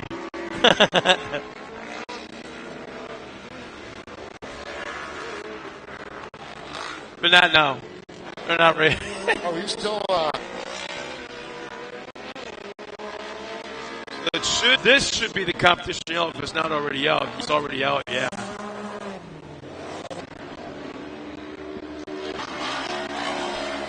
There must be a rut in that spot because that's the second car to tell it in this race. Identical position.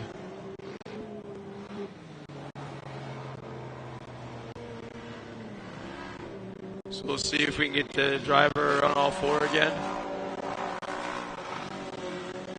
I got the perfect spot to get him. He's going to... Oh, yeah. That one I'm going to show is Great American Short Course. So it looks like we got one Polaris off the track that's pointing a different direction in the infield. That can't pick up the number.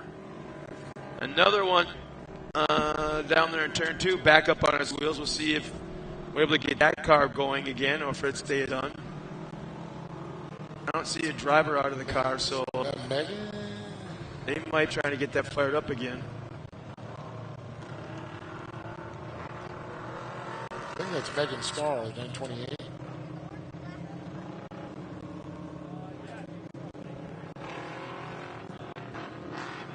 It's an RS1, I can see that.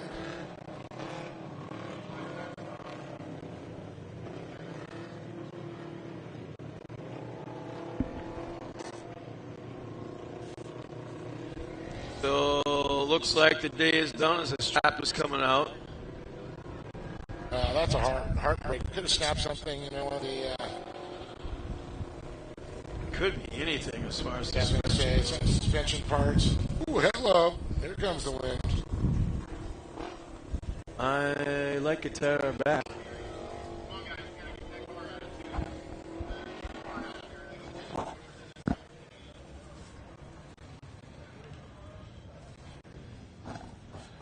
Guys looking to see if your awning blew away? So awning's on the rig.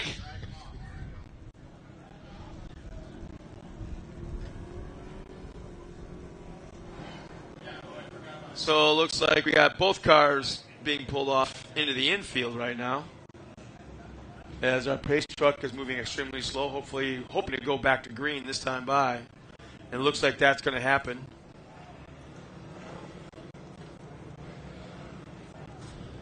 So once again, welcome to all the fans back at home that haven't tuned in all day but are there with us right now. We want to thank you for being a part of this weekend. Today's racing.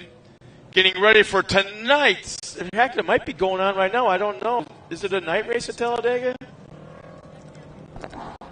I don't even know if Talladega has lights. I don't remember. But anyways, thank you for tuning in as we're going to back to green flag racing on lap number 4 this time by.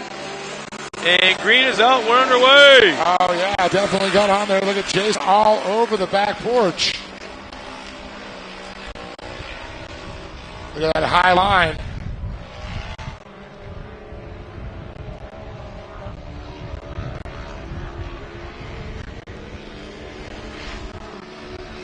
George Lamosis is a little aggressive right now on the back bumper of Connor Berry. As well as Jason is through Jason Hill. Yeah, first and second their own class, and third and fourth is their own class. So, I mean, God, Connor Berry, if he gets the opportunity, he's going to start mixing it up with the turbos? I don't know if they're quite going to catch the turbos. 4 laps to go. 3 laps to go. The 3 laps this time by, yep. I'm pretty impressed, though, with the Dutch 1000s are keeping up speed there. There's a youth racer there.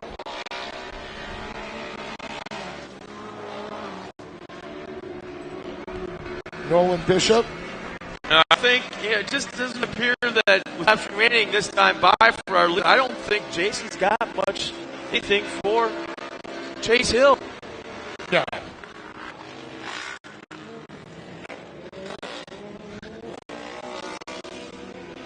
When you got those gaps to form, step on this bumper, that could be a whole other story. 2 laps to go at this point. I mean, with Mexico, he needs to be in that back bumper now. I agree. I mean, 2 lap He pressure. needs to be in that back bumper. It's not going to happen. He'd be on that back bumper right now, just pressuring, and it's not going to happen. A lap like this, these speeds takes more than a lap. Definitely takes more than a lap. Oh, I agree.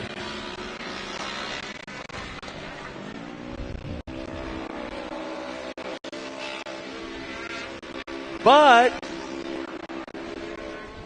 that Polaris just has the image of kind of on the top-heavy side, and with a push and a rut in the right place. Just saying. Up on 2 wheels, yeah. White flag is out. Here it is. Can Jason get up on bumper right here? That's the question. Ooh. Kind of brake checked him a little bit.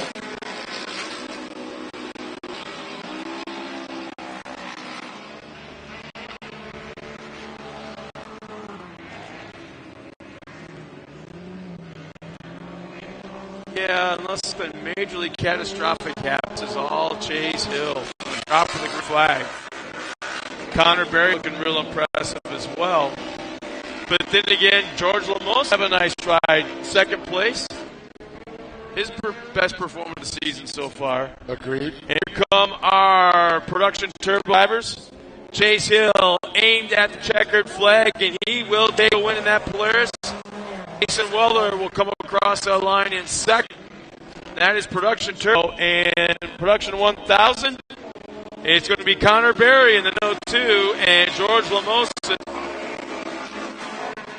running 1 and 2, and Chad Williams on the podium spot as the rest of the field comes through. Jonah Bishop.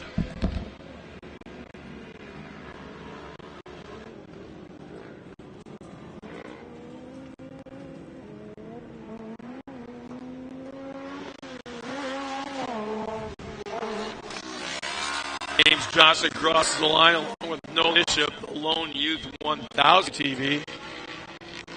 And the final competitor out there, the 316 of Chris Lindstrom. His first race with us here in 2023.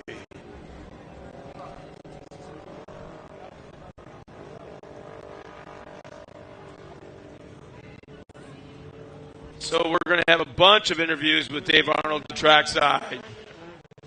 At least 7 of them. Between Turbo and Production 1000 and the Used 1000.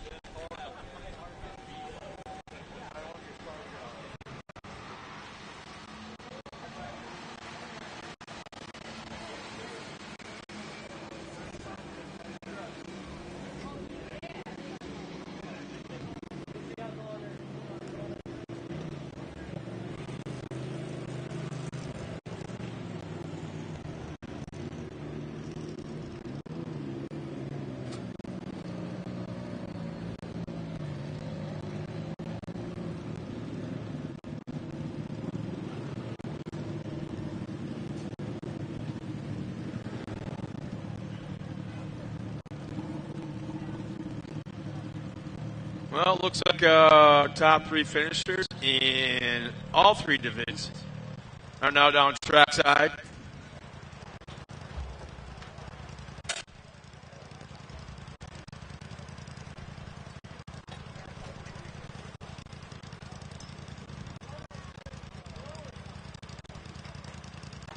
Well, let's now go towards that podium and Dave Arnold. Dave, what do you got going on? What are you seeing from these guys? Elated drivers. There's a lot of cars out there. They're happy the cars are in all one piece at this point. See Connor pulling on his car, pretty excited, pretty status quo for him, Lamosas, but pretty cool to see Lindstrom up on the box in the front. Now, here's the great part about this: the license plate on the back. It's street legal. Any crazy sounds and smells coming after a hard-fought race from these cars? Not at all. Looking pretty darn healthy. They all look pretty good. Relatively clean race here. Okay, I take it back. I do smell a radiator fluid. So we're going to do turbo first.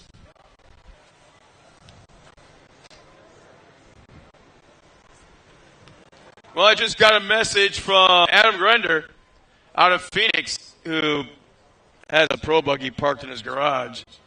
He happens to be watching us and Talladega. 2 laps to go. 3-car crash, and they're doing a restart. All right. So we got Chris Lindstrom here, and I was like kind of laughing. I watched the drive up, and I said, that thing's got it's street legal.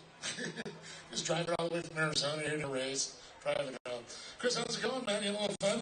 You know, it was a blast. This is an awesome track.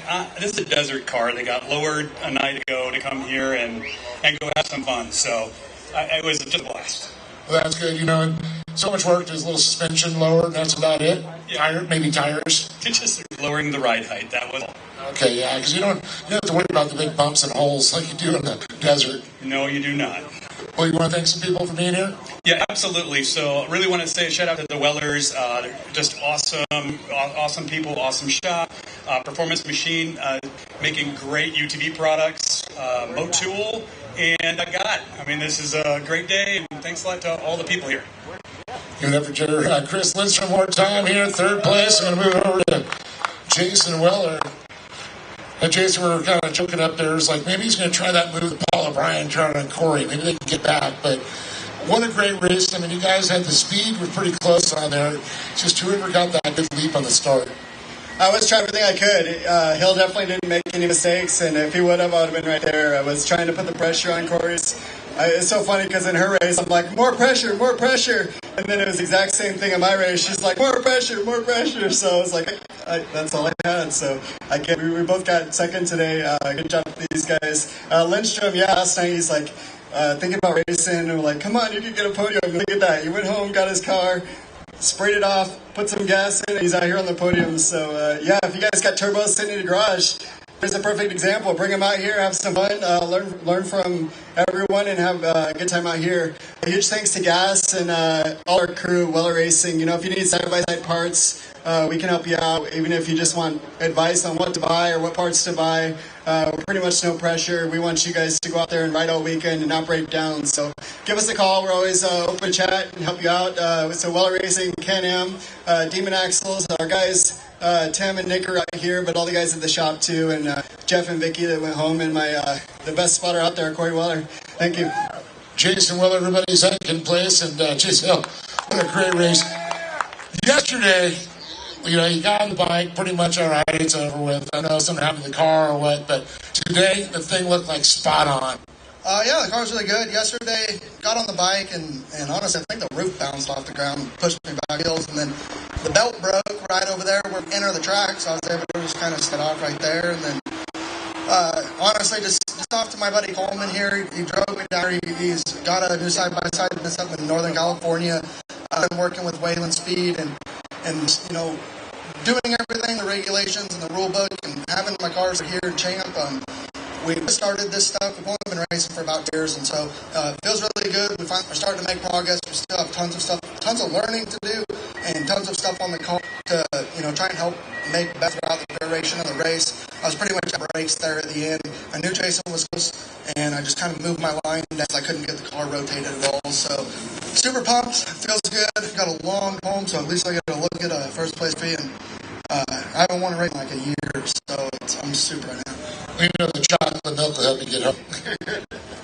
Want to thank some other people? Want to thank? Yeah, absolutely. I got to thank Rhino Fab, Salco, Better Energy, Method Wheels, Lighty Power Sports, TPR, K&N Air Filters, Starting Line Products, Redding Brake, Austin Carter Fencing, everybody who helps me out during the week, all my graphics guys, just everybody, my parents, my family, my daughter for putting up with me 24/7. So just thank everybody who lets me do this. This is what I love. Chase Hill, everybody, with a great performance. Let's give it up for our turbo class, winner Chris Lindstrom, Jason Weller, and Chase Hill on top of the box.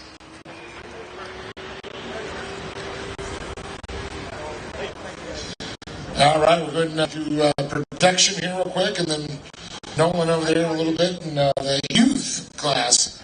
Just real old. I love the youth 1000. We need to get more kids out here and get it growing. In the Midwest, it's a pretty good class too, and we'll get it pumped up here in California.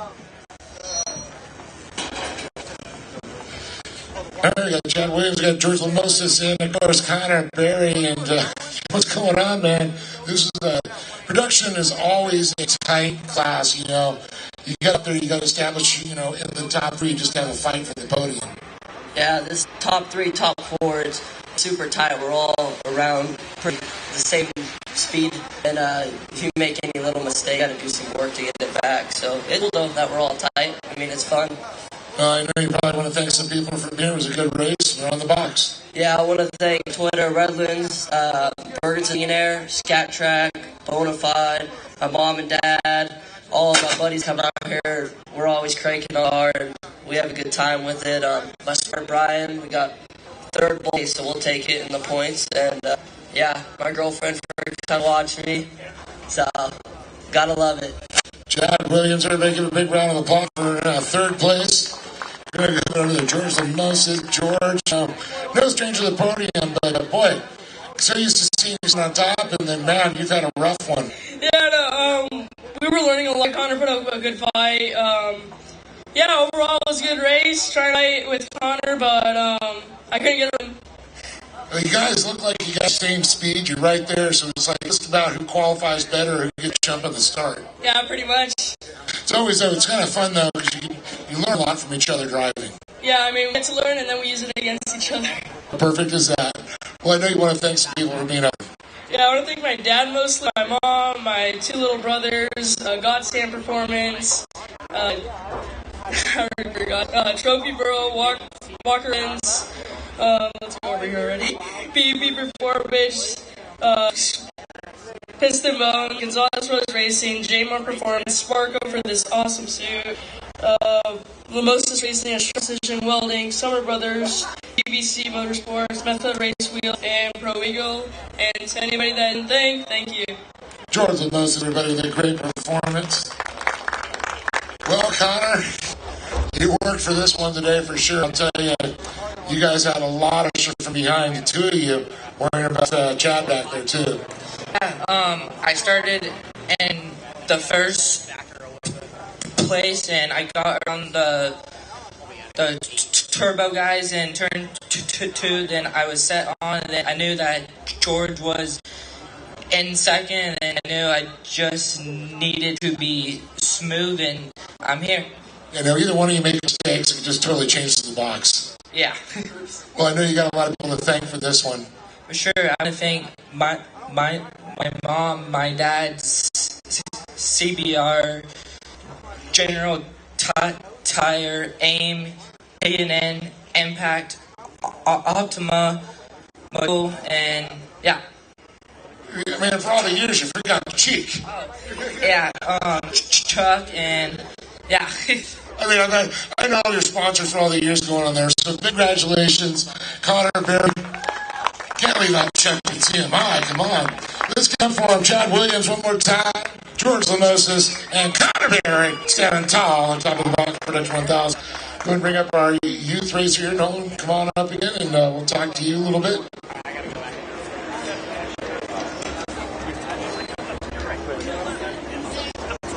Holy smokes, did you say you were kidding?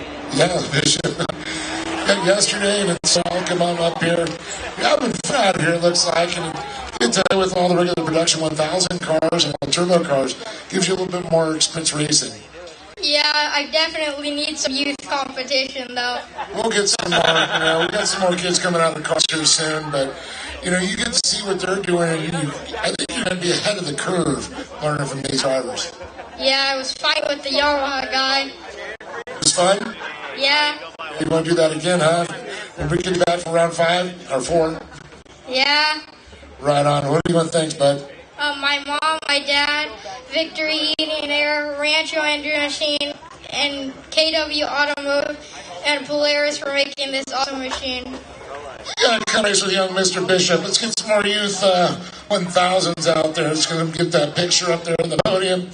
He's got his chocolate milk. He's got the first place, but that's what it's all about, getting these kids into the programs, and we'll get it going again. Good job. We'll see you at the next round, bud. Got it.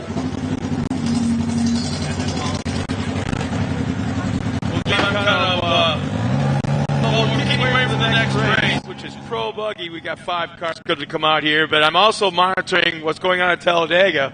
If we have any NASCAR fans up there that want to know what's going on, any NASCAR fans? Well, it's the best I can tell. There was 2 laps remaining.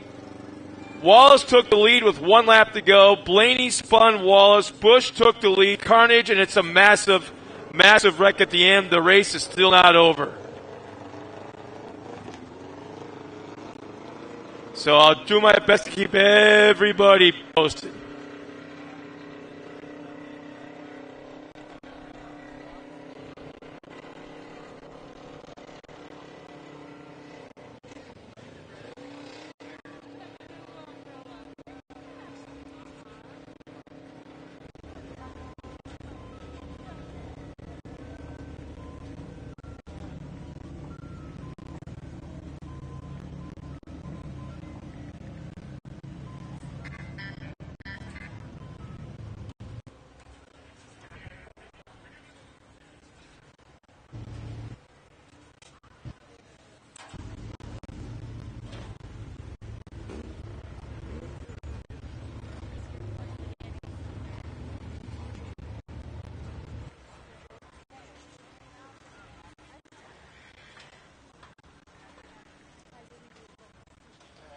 Right now I'm trying to find out. It looked like the win goes to, I like to think it's a popular driver now, maybe not prior to this, popular now, but I'm trying to figure out who the top 5 is and let everybody know who they are before this next race. Ooh, it's going to be tight. Here's our lineup of Pro Buggy drivers as they make their way out of the track. Yesterday's winner, the 55 of Matt Britter, starts on the pole position. Alongside him will be Zach Drapkin in that number 1 red line machine. 2 inside, the 82 of Gunnar, the outside of him, the 31 of Jaden Uribe, and rounding out the field is the number of Mike Scafuto.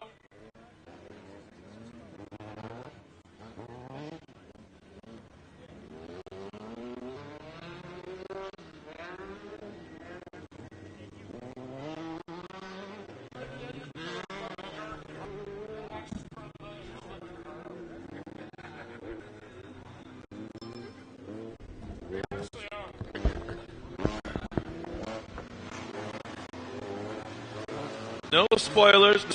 Still trying to get information from my source on the NASCAR race. Yeah. I guess it was a pretty last 2 laps.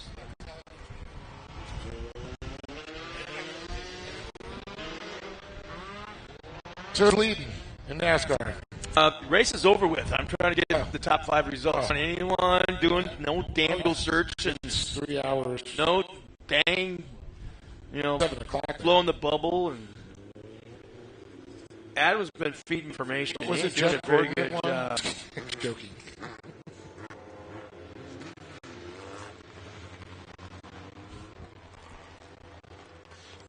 No, Jeff retired. he commentates every once in a while. Well, I'll tell you this much. I wanted to get the top 5 before we go to the green flag. I wanted to get to the top 5. But it looked like I was looking at my notes. Wallace took to the lead with 1 lap to go. Blaney spun Wallace. Bush went to the lead. Major carnage, major wreck. At the flag, it's Kyle Busch, Eric Almirola, Christian, and Chase Briscoe. Our top 4. All right. Well, we got Matthew Brisker at 55. We got Zach Dropkin in the number 1. We've got Gunnar Kennedy 82. We've got Jaden Ruby in the 31. And Michael Scafudo in the number 3. I already did that. You just threw out like all these NASCAR names.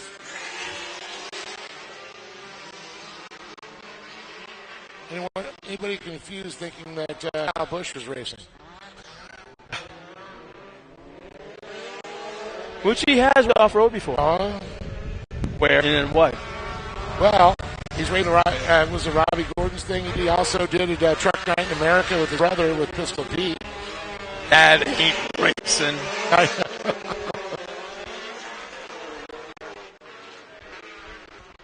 Torque race. Chicagoland. In the M&M's Toyota. That's right. In one of the Jenkins cars. Jenkins Provers.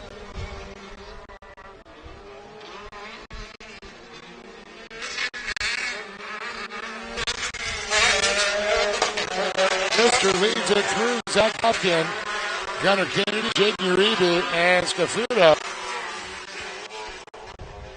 Brister, the winner from yesterday from round number 2.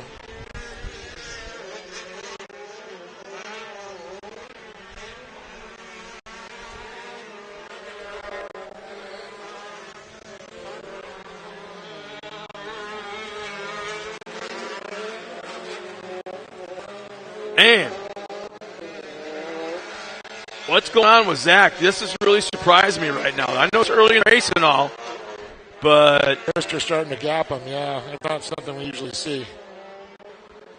And I don't think he did any significant changes during the offseason. I could be wrong, but no, Brister did.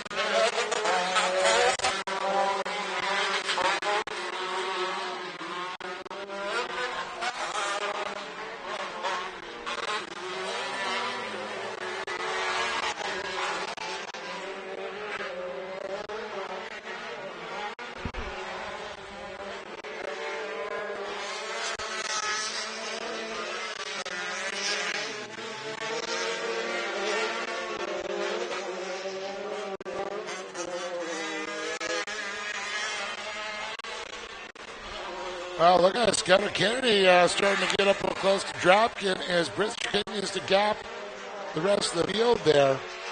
Jaden Uribe kind of fighting by himself back there in 4th place. yeah, I was just thinking that it's cool to see Gunnar Kennedy in the Pro Buggy division because for a long time he was in the 1600 car. He did the desert buggy, then he did a limited buggy also. Limited 1600 single buggy, whatever you want to call it. Yeah. If you talk a limited buggy, huh? The desert, yeah, 1600. We also did a regular limited buggy. Single buggy. Buggy, limited buggy. Tomato. Torque, Lucas Oil. Prongle buggy. Sportsman buggy.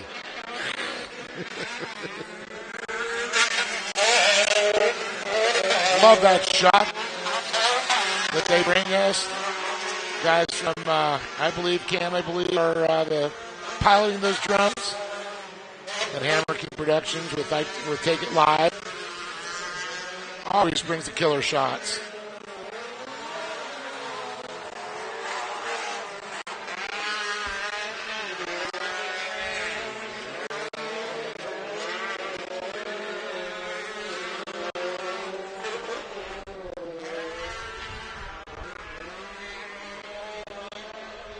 Boy, Brister did not come out of the Talladega turn very strong. He's having issues getting forward bite coming out of that corner. I don't know if he's getting up into the loamy stuff or what's going on because it's just out of sight from our vantage point.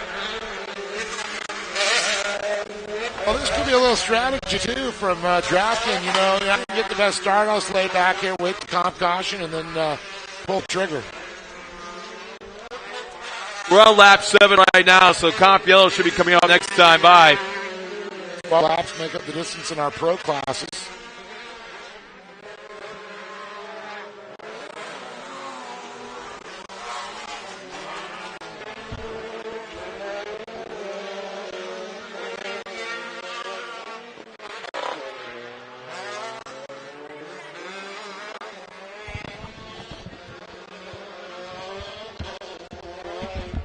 Yeah, here we go with Adam checking in again, and he's voicing his opinions quite a bit.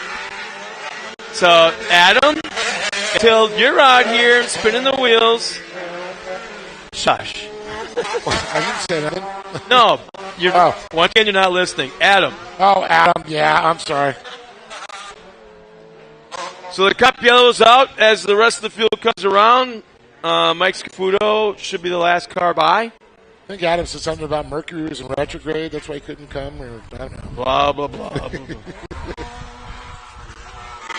He says Brister's motor package is a serious motor. That's why Zach is just smooth and makes 0 mistakes. Yeah. Adam just needs to learn how to put that thing on a trailer and not push into a shop. Load it onto a trailer. If you have to pay somebody to tow it here for you, and you can fly in your helicopter here, we'll make sure we have an easy up for you for your wine and cheese. I can only afford after that saltine crackers, but we'll park your car right next to your easy up. We'll make sure that your fire suit's nice and prepped and pressed. As I say, he likes to have creases. He likes to have those cowboy creases.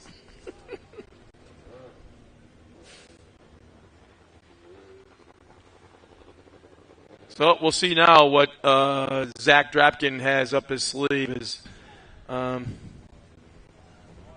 He's had an entire first half to kind of watch what Brister's doing.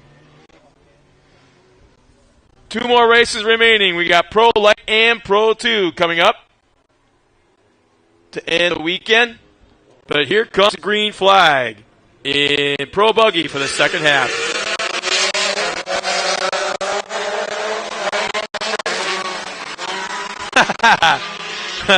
Adam, am I really that much about high maintenance? I don't know. We shared a room with Molly last weekend. Which one or more? I don't know. Well, both the wives with him. So I'm sure they got snowing. So in other words, there's a room full of elbows. That was one of the biggest king beds I've ever seen. Joking. Good, had him come out to the jet ski race.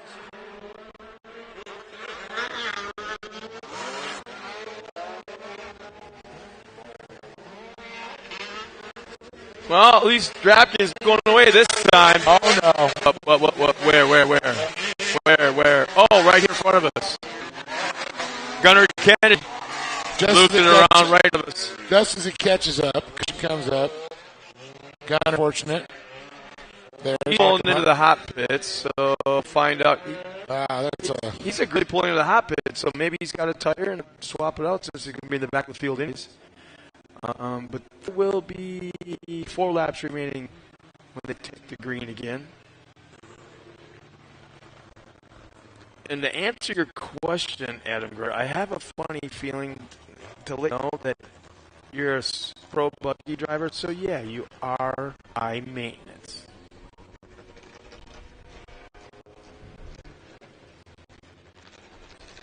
He's of the highest of them because he never even. I think the hardest he works hard is to polish it because he never. I was going to say, never the biggest pro buggy I've ever seen. It's going to be 2050, and that's going to be still seen. Hands and shiny, but no flat spots on the tires. No, it'll be. Yeah, there's a whole 30 on this car.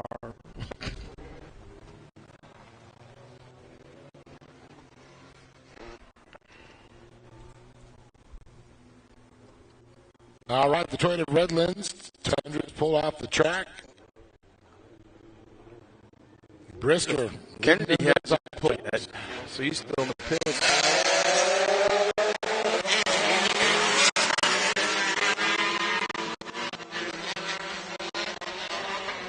That could change it up a little bit, B.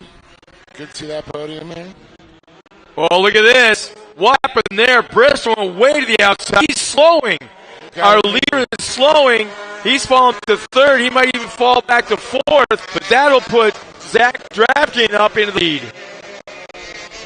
Majorly missed the shift or popped out of something. Yeah, that's not very uncharacteristic of the way Brister drives. He seems to be back at speed, but man, major mistake. Almost 2 full straightaways, not at race speed, and it looks like he still have issues. And I'll venture to bet it is a gearbox.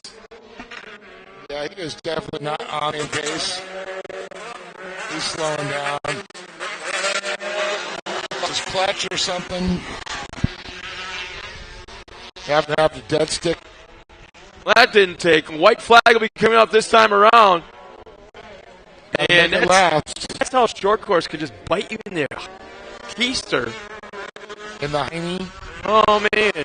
If I cannot remember exactly how many races Jeff King came back in the Pro Light days, lost a race on the last lap, popping a motor.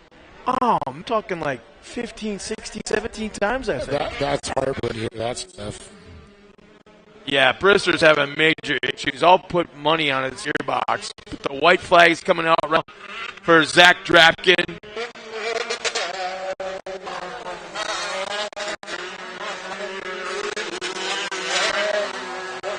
Tell you, Jaden Uribe is getting the hang of it, man. I just watched that car pop this jump right here in front of us and fly sideways through the air and land in turn 1.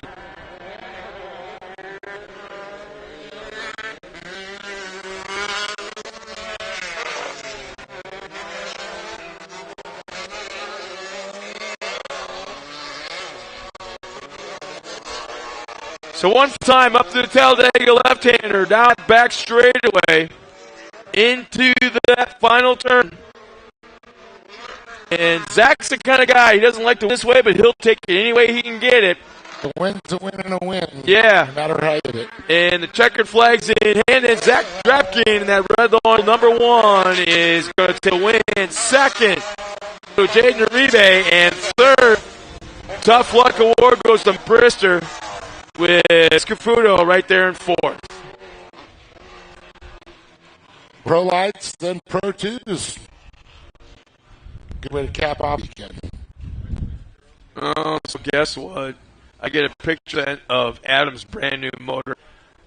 He got it Friday. It's getting close. I've been hearing getting close crap now, what, a season and a half? You know? And how do we even know it's his car? It's just a close-up of a motor. It is clean, though. Oh, gosh, yeah, if he has that.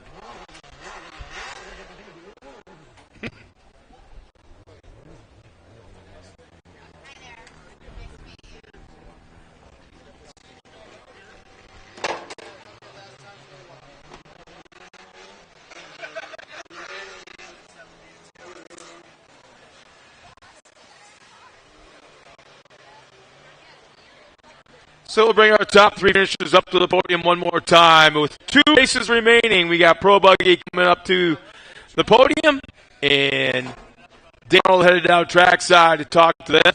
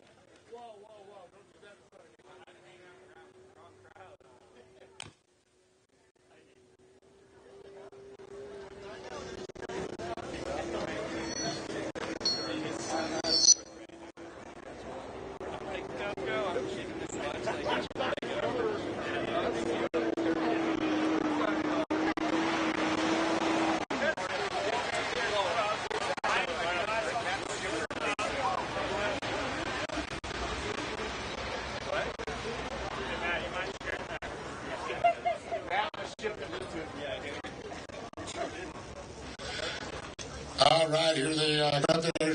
Zach waits a new time. I'm on top of the box. I'm getting there before anybody else.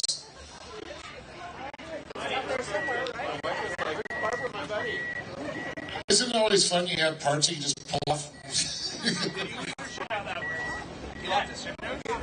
Bring it up, Matt. Bring the shifter up. I was going to say, is that your trophy? Now you can shift. All right, here we got Brister, Jamie Reeby, and Zach Trapp. Well, not a definite sumo here. I guys in Pro-Am that might be able to hook you up.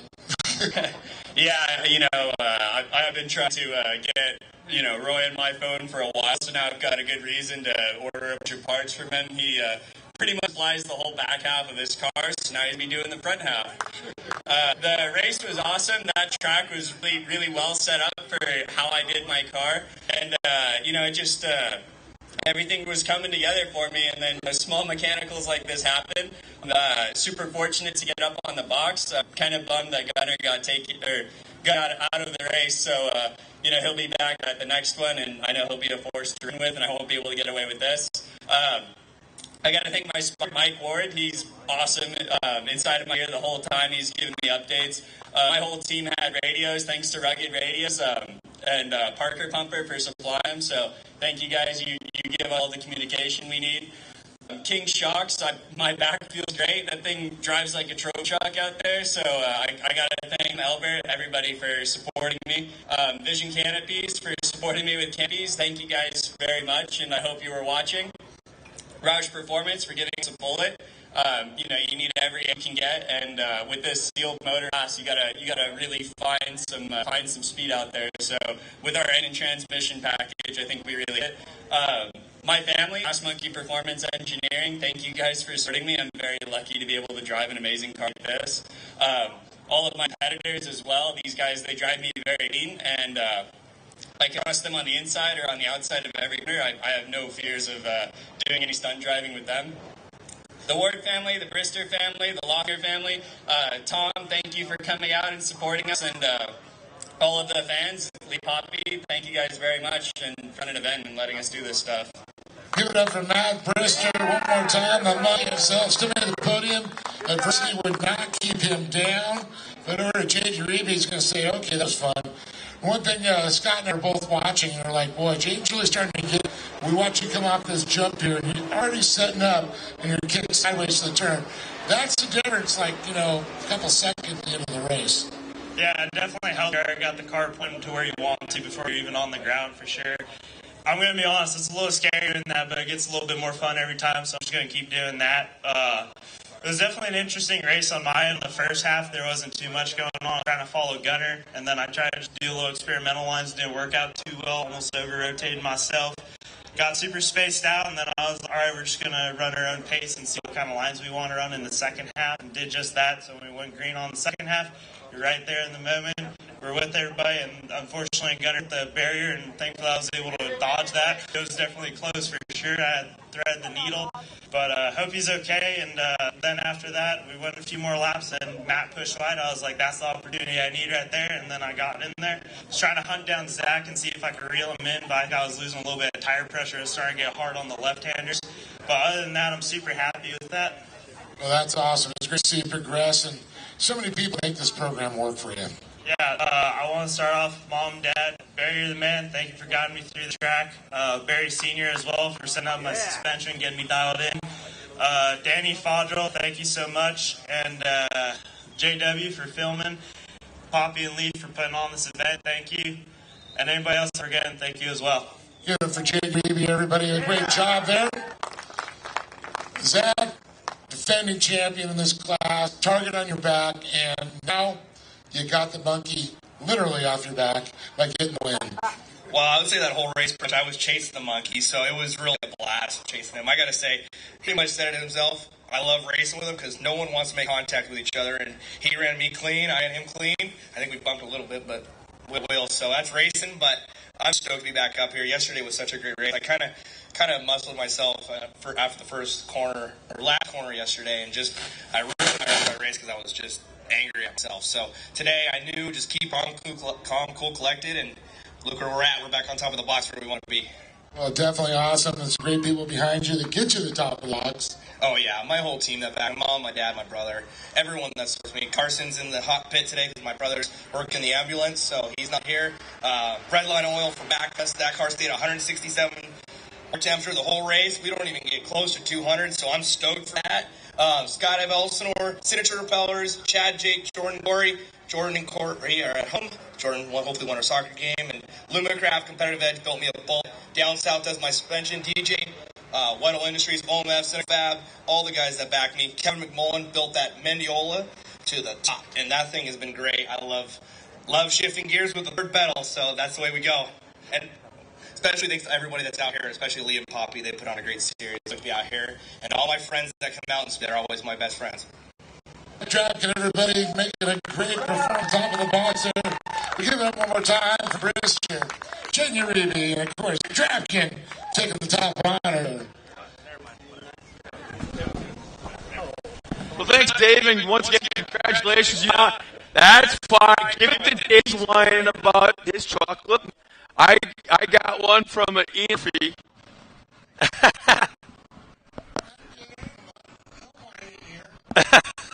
Nice job, Zach. Congratulations, man. Well, we got, let's see, here's our points right now. Gunnar Kennedy, third, 136. Matt Brister, 46. And Zach, you got top spot in points with 108 after 3 rounds of racing. So there's where we stand, all unofficial. Ready now for the last 2 races of the day. Nothing but from this point on.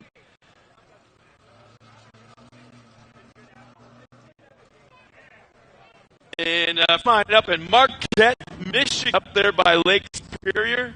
Way, way up there. They probably haven't the water up there yet, let alone snow. But Rick Zello, he wanted to compliment us on our very nice coverage. Thank you.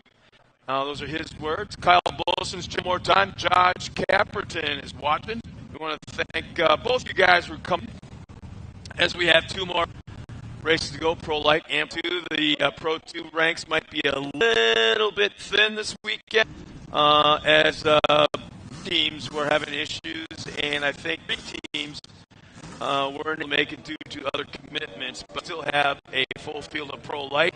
And I wanted to say we have 4 Pro 2s coming out.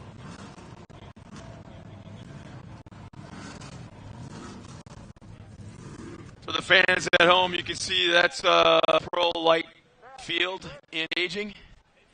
Their line Pro 2s are still back in the pits as I look back at Ricky G. He's still... Oh, no, he's moved. He just pulled out staging, so he's headed back there right now. Be a 12, yep, it's a 12-lap main event. Unbelievable weather here this week. I don't think. I've lived out in California now since 2005, January, and the weather has never, ever, ever been like this at a Glen Helen event. I'm behind me, and I'm just amazed at there's 2 spots where they have big white Glen Helen let up high above up in the mountains over in the racetrack, the track, and I've never seen it surrounded by greenery like this. And I look forward. A little bit hazier than it's been the last days, but still the snow-capped mountains of Bear.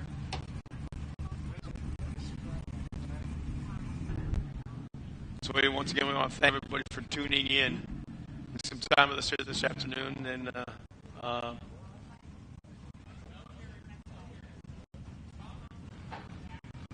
yeah, I still want to watch Dega when I get home, even though I won. That's going to be. Well, for all the fans at home that are watching, and for all the fans that are here this weekend, tune in to MAO Off-Road and America Outdoors, the YouTube channel, the Facebook page, and watch live stream from Wheatland, Missouri. Will be the Mid-America Outdoors Side Off-Road Championship Series round 2. Well, I'm just trying to remember round. I can't remember. I've been at so many racetracks the last couple of weeks. I think it's round 2 for side by sides, but then round 1.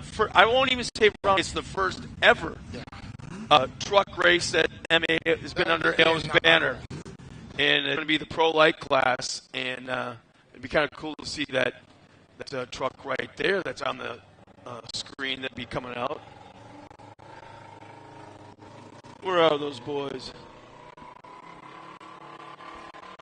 Talking about So I'm looking at Madigan team.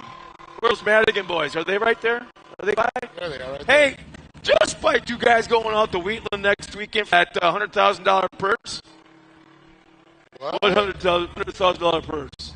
Well, come up and let me tell you about it. They came to 5th place. It's actually there's 4 race series, $7,000, $25,000 for a championship, and I think the odds are pretty good because I want to say. Our goal is to get 12 trucks there, and I'm not going to be able to pull it off, so I'm going to say we're going to have 10. I could be wrong, but so, yeah, a little bit of a payback. Actually, it's the biggest in pro light history. People might blow stuff up. So we go.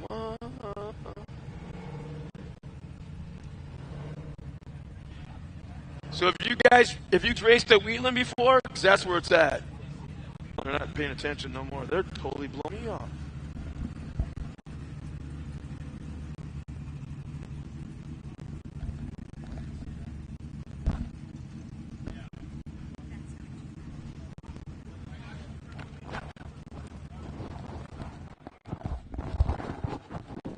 You see that right there on screen for all the fans back at home? That Carson Eder right there? No, that's actually Ryan Bruckner. Is it Bruckner? Well, I've been saying Bruckner, but I can't help but think that if I got it wrong, be somebody's wife, girlfriend, or mother up here. I've been saying Bruckner. I've been saying Bruckner. I've been hoping it's going to say it was wrong. No, I just yelled at by the female that actually runs the team, if it's Tom or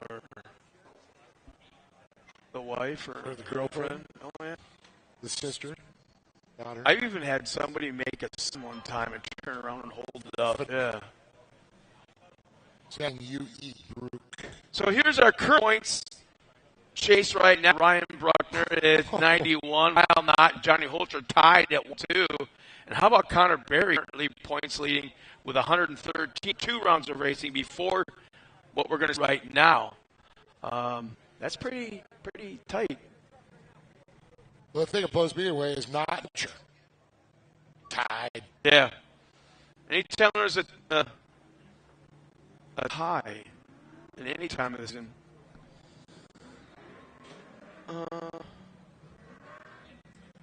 Yeah, they got the monkey on the hook.